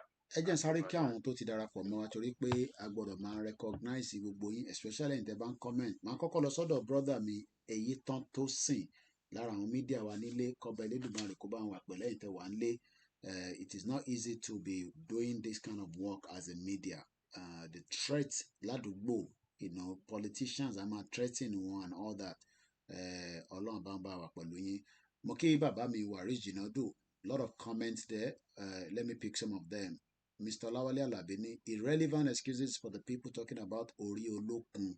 Waris Jinadu ẹ̀gbọ́n mi ní bàbá wa ní Arabic Naira, symbol of Usman Dan Fodio Caliphate, promises for Fulanization of Yoruba land, the Virgin land. They went further to say most of the old coins, àwọn owó tá ń lò nígbà yẹn, currency has head image of it. Wọ́n tún sọ pé British pence coins ó ní orí queen lórí, and I guess I do have I think the new one. Yeah. So bàbá wo £1 yìí nísìn. So ẹ mọ̀ pàwọ́ máa ń sọ̀rọ̀ pẹ̀lẹ́ ẹ̀rí nílùú yìí ni. Tẹ́ bá rí orí queen lélẹ̀, tẹ́ bá wo kámẹ́rà dáadáa, ó ṣò báyìí nísìn ẹ̀yìn tẹ́ wà mí báyìí. Ṣe rí pé orí queen nìyẹn. Nísìn orí king la máa fi síbẹ̀. So ẹ̀yin tẹ́ ẹ̀ ń wo bíbáyìí náà ṣe rí bẹ́ẹ̀. So kí là ń wá concern, a mọ̀ pé monarchy system làwọn ń lò nílùú yìí. Òun lélẹ̀ tẹ́ ń rí.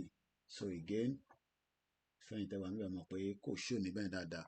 And that's it from there. So £1 yìí nísìn.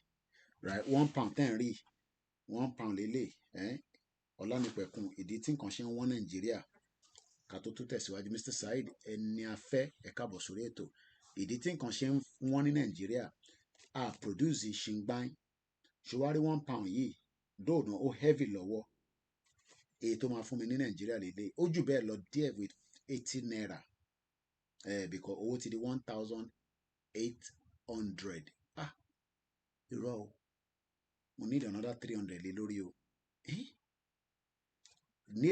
lẹ́nì tí bá sẹ́ndì £1 sí ẹ mo kíyà mi Tóyìn Akínlóye ẹ káàbọ̀ mà Empress mo kí yín ẹ káàbọ̀ bẹ́ ṣe ń wọlé ẹ bá máa pín ètò yìí ó wà important Grandma Felicia Àjàgbé ẹlòmíì ò mọ̀ pé mo wà live ẹlòmíì ò gba notification ẹ bá máa pín bàbá Nurudeen Abdulsalam wọ́n ní well done Mr. Koiki I love that ṣe rí owó yìí lóòótọ́ ó wù mí kí n fún púpọ̀ nu yín kí n máa sẹ́ndì pound sterling okay but £1 10 rí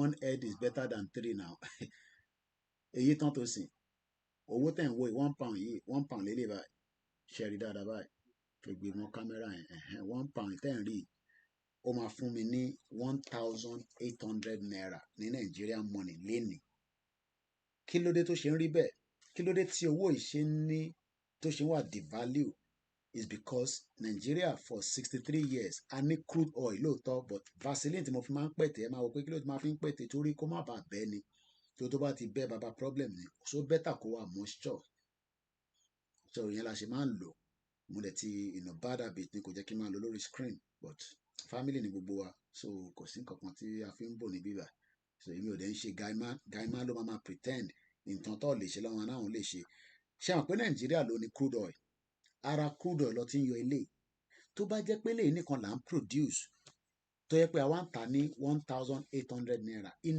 millions of it a máa crush owó ìlú yìí as at 1980 owó ìlú yìí pẹ̀lú owó Nàìjíríà 1 to 1 lọ sọ fún wa ìyẹn ni wọ́n ṣe máa ń value Nigerians tó bá dé sí abroad ẹnu ọ̀nà lọ ti ń lo visa tó bá ti dé báyìí wàá gún passport ẹ fún wọn welcome because mọ̀ pé as a Nigerians ò ń gbé owó bọ̀ láti wá náà ni nígbà yẹn nìyẹn nísìn visa ó ti di òye ẹ̀yin tẹ̀sẹ̀ ń dẹ̀ ṣe sùúrù púpọ̀ so wọ́n ní US coin has an head image as well so ẹyẹ máa tàn wá ẹ̀gbọ́n mi triple rs ni it's so painful that things are happening but it's unfortunate that ordinary people can't do anything bàbá tó pọ̀ ọmọ ẹ̀ nísìn ẹ̀gbọ́n kan tí brother rẹ̀ ń sọ ó tẹ̀ tún bẹ́tà kọ́ pọ̀ ọmọ kí bàbá sì lè tọ́jú àwọn tó kù irú life wo nìyẹn brother mi tó dẹ̀ pè sọ pé Koiki ó jẹ́ má stress ara too much wọ́n máa kidnap àwọn èèyàn rẹpẹtẹ wà kọ́ wà too much emotion ni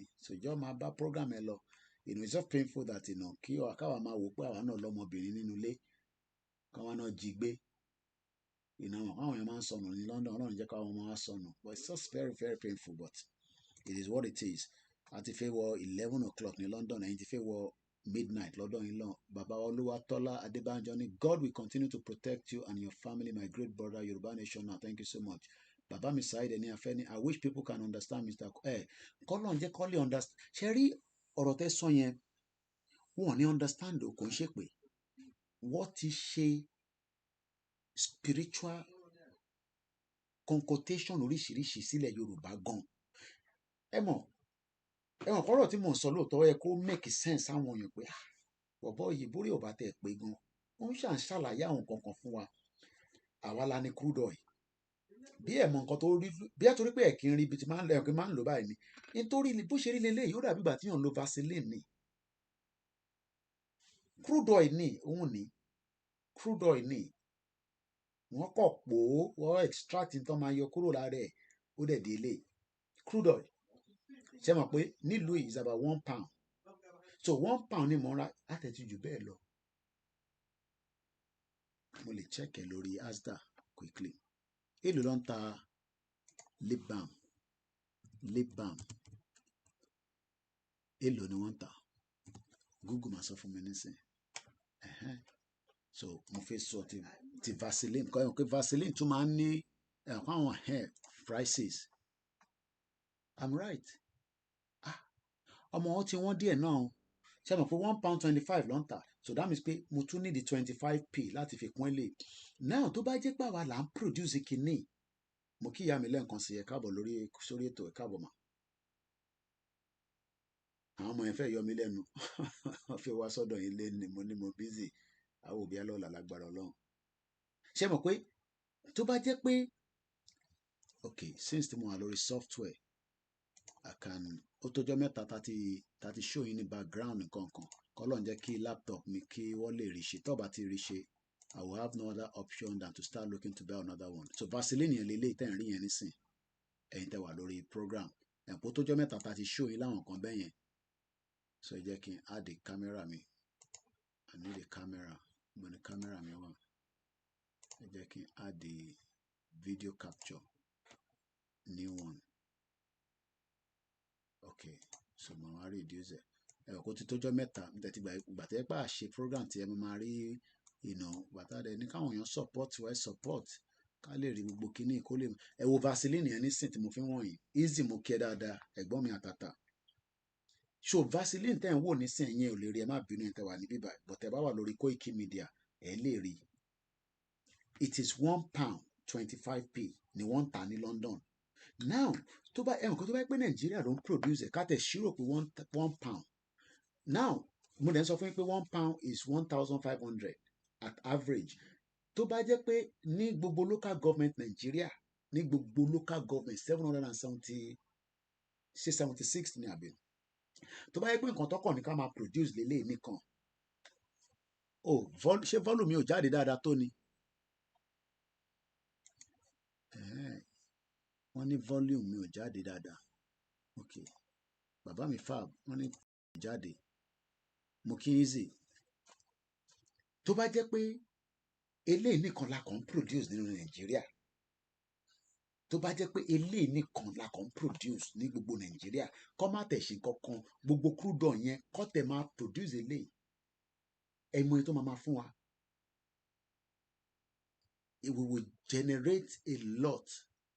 Ẹnu àwọn tó wà lórí Koiki ẹ mọ̀ pé YouTube méjì là ń operate so ìtorí fóònù yẹn wà okay but I had to put mine with a subwoofer tí bá dẹ̀ connect the other kinní mi pẹ̀lú ẹni sí àwọn kan máa tó náà wọ̀n gbọ́ ni mo ní one bad microphone ẹ jẹ́ kí n mọ̀ especially àwọn tó máa wà lórí mixella so ẹ fún mi ní update tó bá clear dáadáa nísìnyí mo ti connect bambambam roda mic mi so ẹ̀yin tẹ́lẹ̀ wà lórí mixella mo gbọ́dọ̀ make sure pé àwọn náà wọ́n balance so tí volume yẹn bá ṣì ń jáde dáadáa ẹ jẹ́ kí n mọ̀ Mr. Ogunmola comrade Pambi ní the sad situation in Nigeria is every day so mo ti increase mo ti add ilé mọ̀ so tó bá pick up ẹ jẹ́ kí n mọ̀.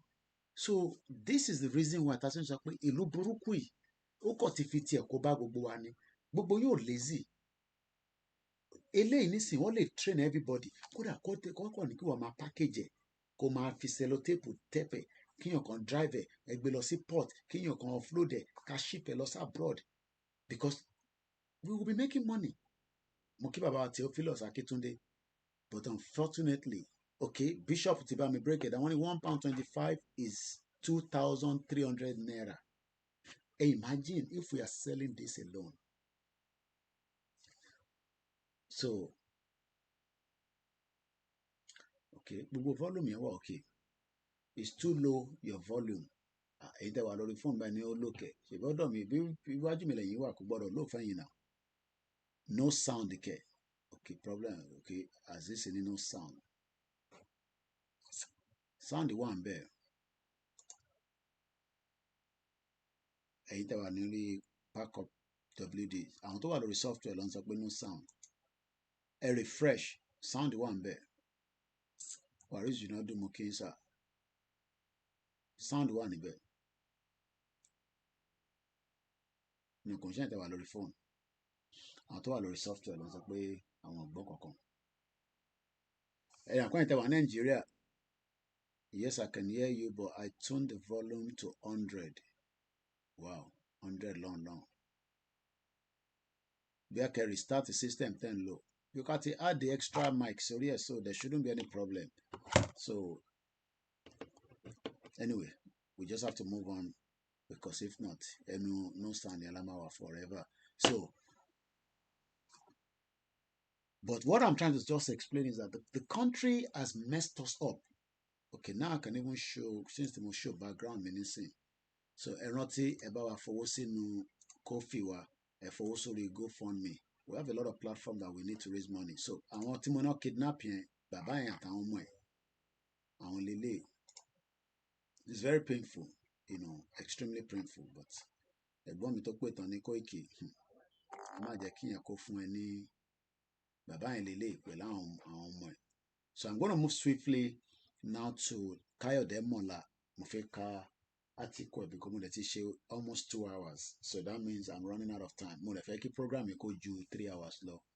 Ìyàwó mi tẹ̀ ń bi mí lánàá pé lálẹ́ mi jẹ́ ni máa try kẹ́ máa ṣe àwọn short video.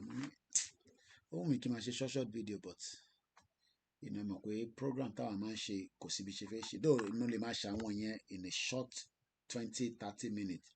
Èyí tán tó sì ní our politicians are not ready to generate or invest in location 9 called Nigeria.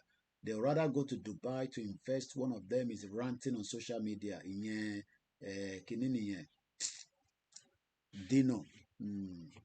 Ó dẹ̀ ti ní owó politics kan lóun fi lówó so kí ni gbogbo wa ń complain fún. So ẹ jẹ́ ká close the lip balm yìí kò mo fi open too much stuff kò má stress the system yẹn. So ẹ jẹ́ ká lọ ka article Kayode Mola lára àwọn brother wa nínú Yoruba Nation. There are some few points to raise tí mo fẹ́ really look into. So now that I'm not picking calls, mo lè tan Instagram mi ti Olayomi Koiki. So for now, ẹ jẹ́ má pè wọlé for now. So ká fi article yẹn. It's important that we read it because ìyẹn máa fún wa ní clear guide lórí ọ̀rọ̀ Yoruba Nation ká gbé dání. So kò fi start Instagram mi náà. Since nobody's calling for now, then at least èwo ló ń dún kẹ̀mbẹ́ yẹn nǹkan kan máa dùn ìyá ṣòròǹgà máa dùn síbí báyìí so ẹ jẹ́ ká start eléyìí náà. So yeah, that's it. So at least we have all the platforms set. Now ẹ jẹ́ ká lọ sórí Facebook. Ẹ jẹ́ now mo dúpẹ́ lọ́wọ́ gbogbo ẹ̀yin tẹ́ ń gbọ́ wa. We are doing very well again. I've just received of again close as much of this so that Kamawa too stress lórí system because laptop eléyìí strong lọ títí. So once again, koikimedia has done very well. Though I make owó, but we are getting to people. More people are subscribing to me. Iyami Dangote is starting production of oil and gas now. Shomari reduce the reduce the pump fuel in Nigeria. Ama will be reduce it. Dangote is a private business, but we will see whether that will reduce it or not. So your channel got 145,332 views. Even though 178 more people subscribe to Koiki Media, but I'm losing 292 people. Normally, I have about 22.2K watch time. We have 145,000 people. So, tẹ́ bá wo chat me nísìn, ẹ rí pé ní June, mo mọ̀ tó ṣẹlẹ̀, ẹ mọ̀, because sometimes it depends on what is happening around as well. So, December 2022, we pick. Then the last time we picked was June. So something must be happening in June. Nígbà yẹn. So tí ó tún chat yẹn fi lọ sókè.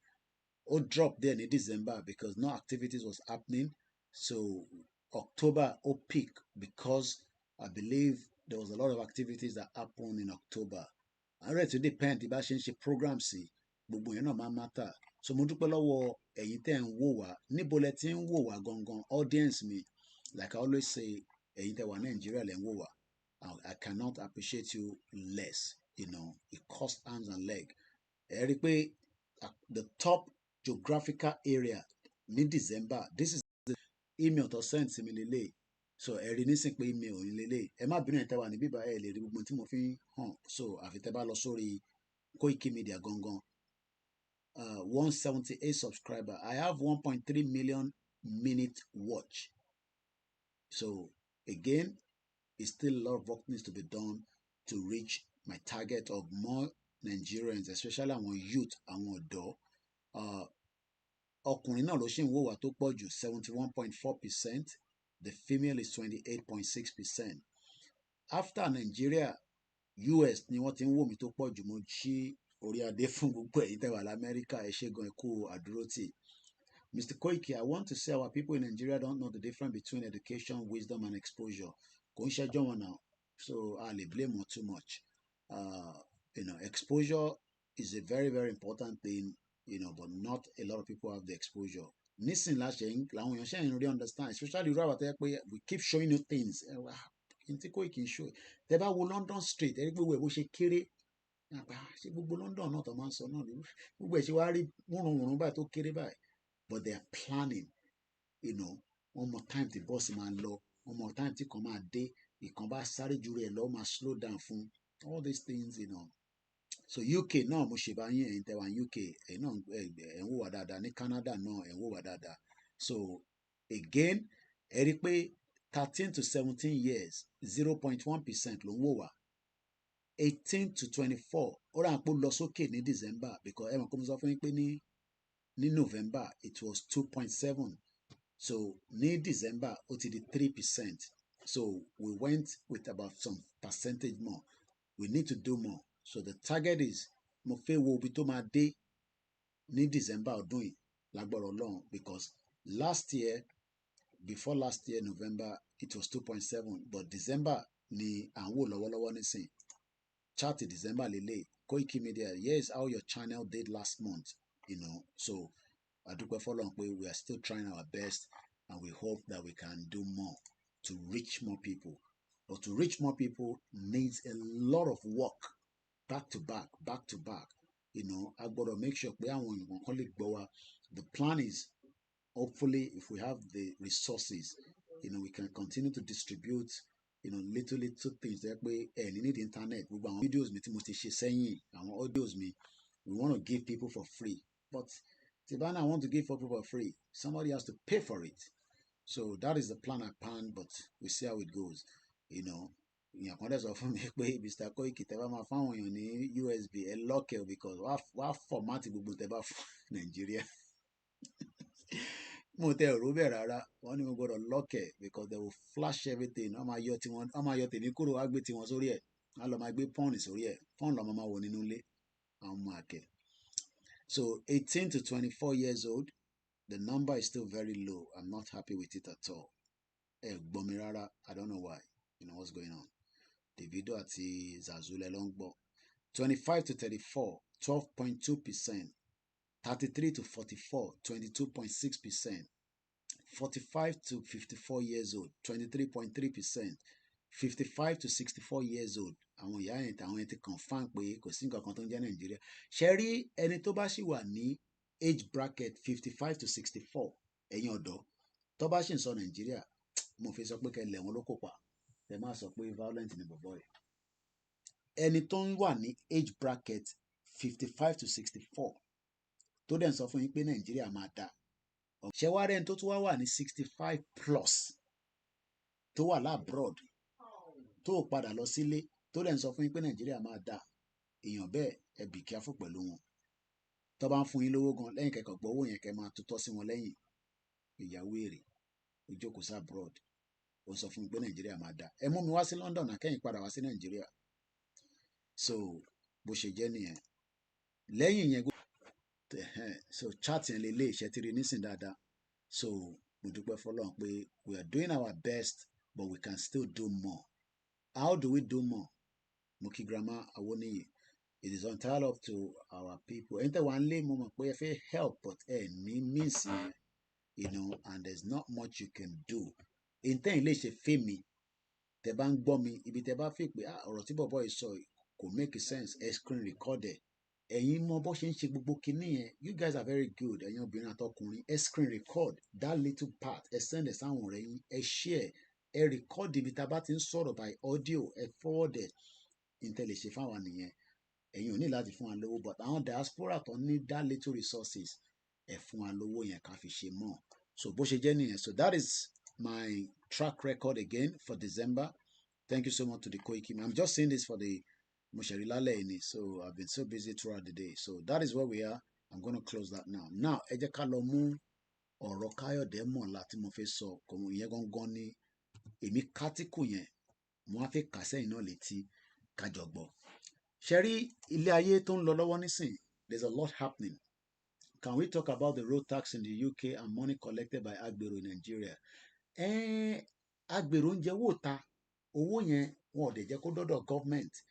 Brother mi tí mo rí ní ọ̀sán yìí, he said the same thing. Àwọn ṣẹ̀dí láti Nigeria ní all of holiday. Wọ́n ní àwọn tó ń gbowó orí ìta, owó yẹn pọ̀ gan, so wọ́n lè ra lé, wọ́n lè ra hotel, wọ́n lè lọ́bìnrin, wọ́n lè ràn yàn lọ Mẹ́kà, wọ́n lè ra mọ́tò fún yàn, but owó yẹn kò dọ́dọ̀ ìjọba, and that means that ní rí production of system tó ń ṣiṣẹ́ bí bẹ́ẹ̀ ṣe máa ń rí ní London tí bá wà lórí bus. I did a lot of videos, and tó bá ti wẹ̀ lọ wò ní ọ̀sán ẹ̀ rí gbogbo yàtọ̀ tó wà. So let's come back to Kayode Mola. Ibo mo post ẹ̀ sí náà. Ìyàwó lélẹ̀, yes. So I'm going to read everything, then I'll come back and do a bit of explanation or analysis around it. So it might take just some few minutes. Òyìnbó ni máa fi ka gbogbo ẹ̀. Mo gbọ́ Yorùbá tí mo fẹ́ fi kà, so am I expecting fi Yorùbá kà? Mo sorry. So mo ní ṣáyàn gbé for it. So Yorùbá kọ́ ni máa fi kà, English ni máa fi kà. So let's go. Kayode Mola is a brother that lives here in the UK, doing very well, very passionate about Yoruba nation. It goes like this. Ṣé audio yẹn ṣì sound? So ẹ jẹ́ n tún ṣe check again. Ẹ̀yin tẹ́ ń gbọ́ mi lórí koikimedia YouTube. Ṣé audio mi ṣé ó sound? Ṣé ń gbọ́ mi dáadáa? Ẹ bá ń gbọ́ wa, ẹ kàn bá mi fi sínú comment section. Sórí kò dá ká kọ̀ máa sọ̀rọ̀. Sórí tí n bá ti gbórí sí screen, mo ní rí yín mọ́. So, all right. I hope it's still okay. So let me just close this so that I can manage too much stuff. Don't run, because I'm a slow system. So tẹ́ bá ṣe ń gbọ́ mi, no, ẹ̀yin tẹ́ Mr. Lawale, ẹ̀yin tẹ́ section yẹn kọ YouTube méjì ni mò ń lò. Tí bá ti sọ pé koikimedia, that means pé not the WD. WD yẹn ni backup channel wa. Ìyá mi Comfort Ológunjà wọ́n ní the sound is okay, so I'll go ahead now. Ẹ ṣé gan ni, ẹ kú jókòó gbogbo wa. Bear with us. We are good at time. Mo wo time here 2 hours 14 minutes láti lò. So we were done in 3 hours. Ìwà pẹ̀lú ẹ̀wà ìyá dáadáa. Am I can divert again? Muki. Let's go further. 13th of January 2024 by Kayode Mola. The title says Voice of Emancipation, Avoiding the Next World War. World, ilé ayé, war, ogun. Ogun tó bá dẹ̀ ṣẹlẹ̀, ó máa make a lot of changes around the world. If the First and the Second World War has taught us anything, it is that it diminished some great countries and rises up emerging ones. Ẹ jẹ́ kí n kà délẹ̀, so màá wá ṣe analysis lórí. Take for instance, Germany and Italy were among the great powers in the 19th century and the 20th centuries. However, the two wars diminished their influence and raised an unknown US into a superpower nation that it currently enjoys today. So, just to buttress that quickly, ni pé nígbà kan rí US ò dàbí US báyìí. Àwọn náà ní agbára. Ogun ìjọ kan ló ṣẹlẹ̀ tí US náà di superpower.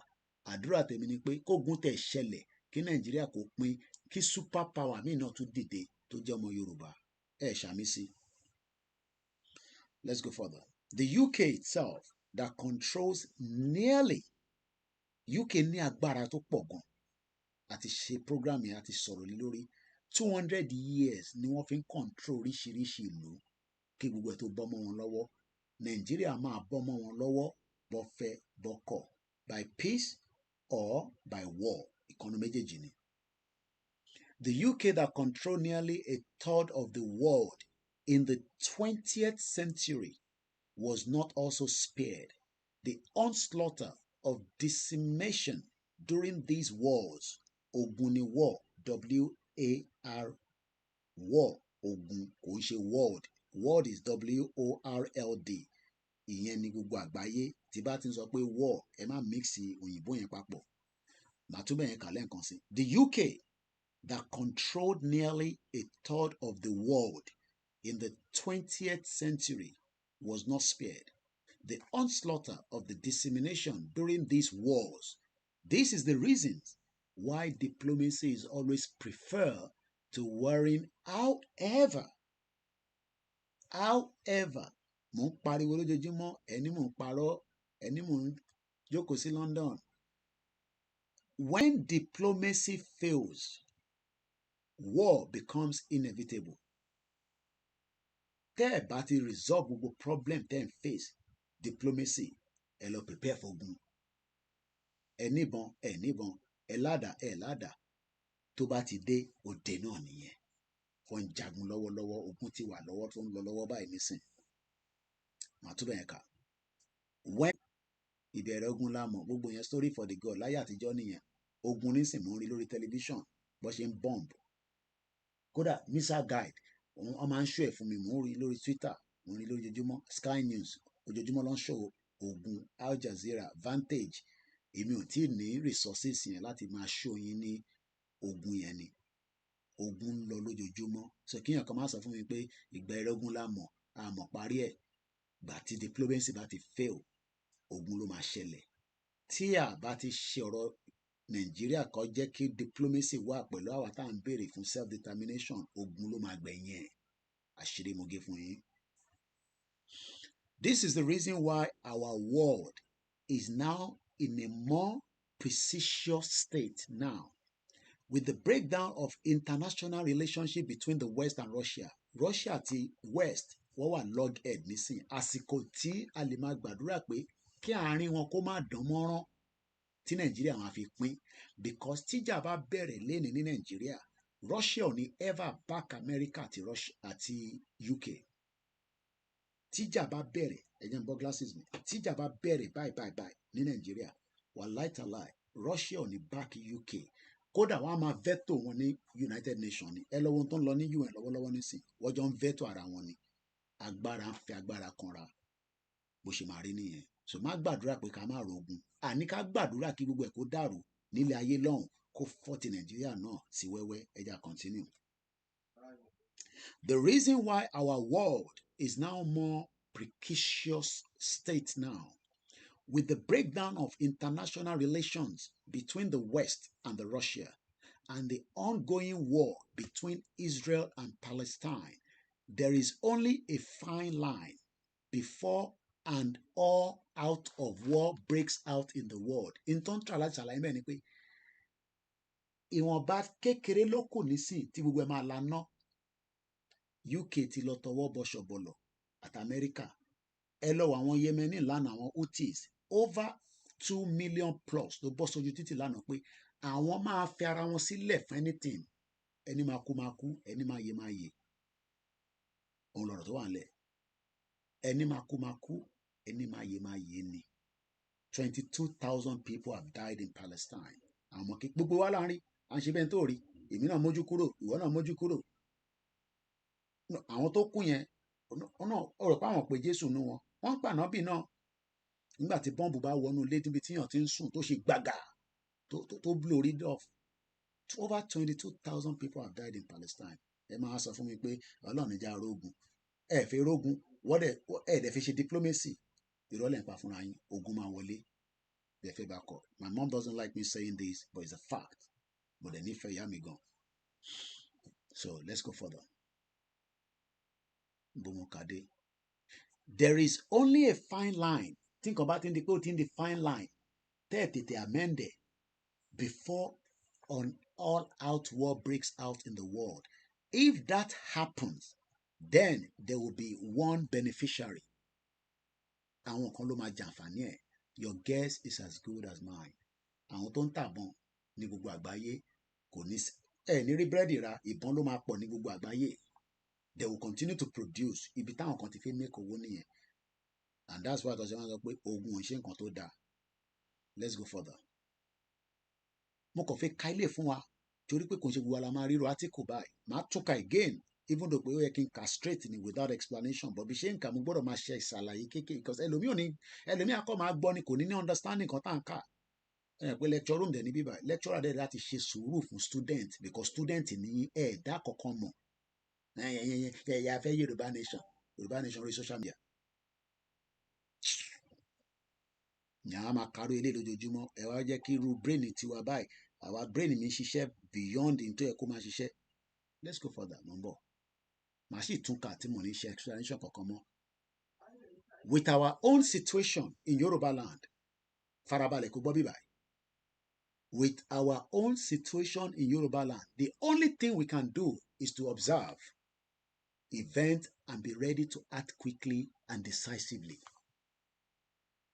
Tó bá ní ó ti laná ní anywhere lágbàáyé ó gbọ́dọ̀ laná ní Nàìjíríà that simple as it because n tó bá ti mú kó laná wọn ò ní time ti Nàìjíríà mọ̀ ẹ rò pé Simon Ekpa stupid ó monitor ẹ rò pé Simon Ekpa is a reservist pẹ̀lú Finland gbogbo tóun monitor nìyẹn wọ́n calculate Simon Ekpa òun support àwọn Israel kò support Palestine mo lè sọ gbogbo ẹni sọ níbí báyìí ó dẹ̀ nídìí because wọ́n nídìí Israel kó fi back Biafra Israel mo rí lórí Simon Ekpa page lálẹ́ yìí nísìn ó post pé Israel ń condemn United Nations pé ẹ̀yin tẹ́ ẹ̀ ṣe kankan sí Christian tó ń pa ní Nàìjíríà lẹ́wà ń sọ lẹ́wà wò ọ̀rọ̀ tó wà nílẹ̀ yìí ó ti di yam pẹpẹ skata. Pé Yorùbá nation tá à ń ṣe rẹ̀ pọ̀rọ̀ social media ni. With our own situation in Yoruba land, the only thing we can do is to observe, event, and be ready to act quickly and decisively if an all-out world war were to break out. So n tí Káyọ̀dé mọ̀ là ń sọ níbí wà ní pé tógun àgbáyé bá ti bẹ̀rẹ̀ pẹ́rẹ́ we must be ready to move. Kò sí àní-àní kan a gbọ́dọ̀ tún máa jáde máa sọ̀rọ̀ social media we shut everything down on the other side because at the end of the day ogun máa ń change nǹkan ni ìyẹn la ṣe ń sọ wọ́n rà ní desco o lè fi 1 billion gbogbo tí Ọ̀tẹ̀dọ́lá ń ṣe yẹn òun kó 1 billion fún Lagos State fún security òun protect selfish interest business ẹ̀ ní Èkó ni òun ló mọ ẹni tó ní lẹ́kọ̀ọ́ náà kí lèmi ní lẹ́kọ̀ọ́ kò bá fọ́ kó fọ́ kò bá bàjẹ́ kó bàjẹ́ àárí build Ukraine ó dìgbà tíjà yẹn bá tán pátá gbogbo wa la ẹlòmíì sì máa lọ ṣiṣẹ́ ní Ukraine tẹ́ ẹ̀ bá pín Nàìjíríà torí wọ́n máa need electrician wọ́n máa need plumber gbogbo ilé tọ́wọ́ yẹn wọ́n máa tún kọ́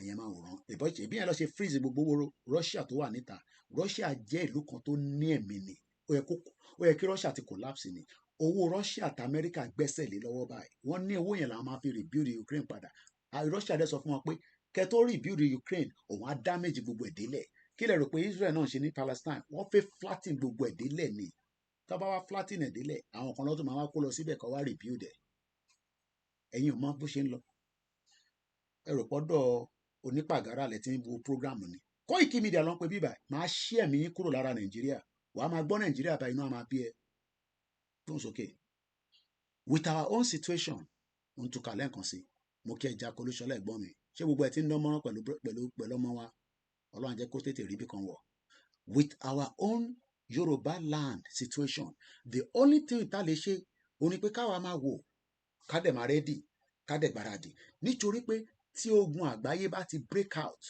as it stand Nigeria is very volatile with the eastern Nigeria àwọn ọmọ Biafra wọ́n push Nigeria wọ́n fẹ́ jẹ́ kí Nigeria overreact ní táwọn Biafra ń ṣe nìyẹn ọdún ìtawà yìí ọdún ẹ̀san òun náà ló tún jẹ́ tó bá mọ̀ lọ sórí astrology kó lọ wò yẹn. It shows that Nigeria is not loyalty and we Yoruba must not stand in the way of Nigeria being dissolved as our previous leaders have done. Màá ṣàlàyé ibẹ̀ yẹn fún yín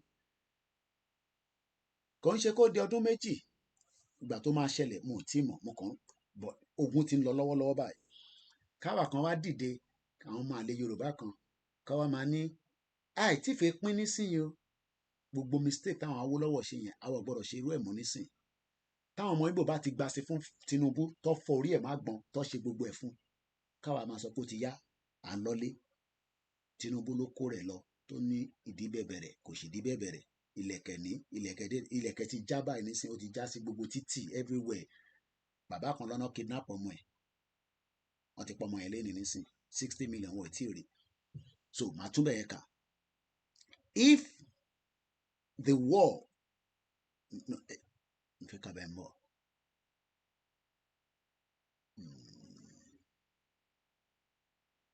the Yoruba people must now be ever ready to leave Nigeria as the country no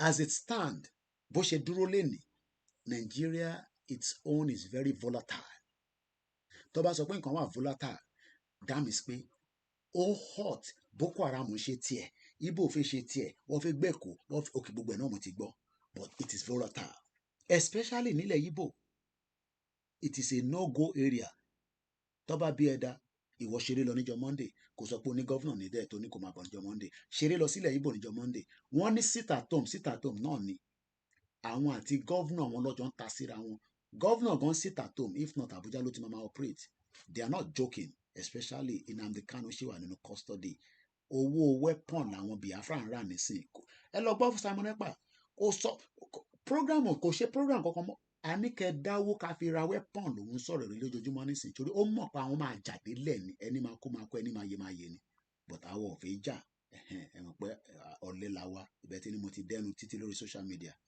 àìtí rẹ́dì tàbá rẹ́dì àmọ́ tá máa ṣe. It's she Yoruba must not stand in the way of Nigeria being dissolved as the previous leaders have done.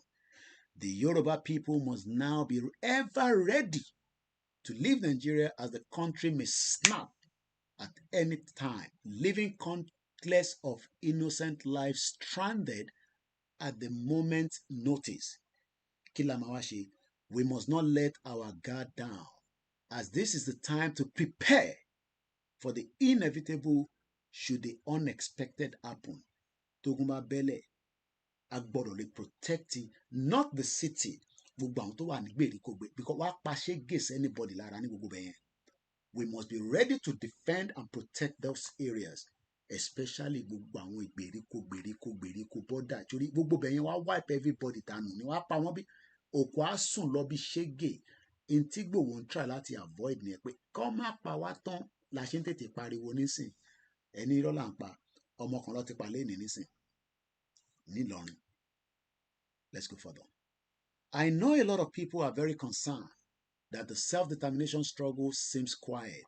Gbogbo yín Mr. Koiki ó ti quiet gbọ́n kankan mọ́ ẹlẹ́mìà ṣe Yorùbá nation àyìn imagine kí bàbá kan máa pè mí kó máa bí mi pé ṣáà ṣe Yorùbá nation mọ́ èpè ní máa fún gbogbo yín àwọn kan respect yín ni èmi ń jáde lójoojúmọ́ mò ń sọ ṣé ọ̀rọ̀ Tinubu ni mò ń sọ níbí bá ṣáà ṣe Yorùbá nation mọ́ ṣé ẹ̀yin ò ṣọmọ Yorùbá ṣé tápà ní àbí núpé ṣé Fúlàní ni yín. Don't ask stupid questions. We are all Yorùbás. Àwọn tó ò ṣe Yorùbá nation ẹ má tún máa bí àwa tí à ń ṣe pé ṣé ẹ ṣe Yorùbá nation mọ́ ṣé ègùn lẹ́yìn ni àbí tápà ẹ rò pé rọ́là ń pa àbí no problem ogun ṣẹlẹ̀ lọ́wọ́lọ́wọ́ tó bá ti dé náà nìyẹn. I know a lot of people are very concerned. Káyọ̀dé mọ̀lá ló kọ àtíkù yìí mo ṣe máa kà á without explanation. I know a lot of people are very concerned that the self-determination struggle seems quiet because a Yoruba man is now the president of Nigeria.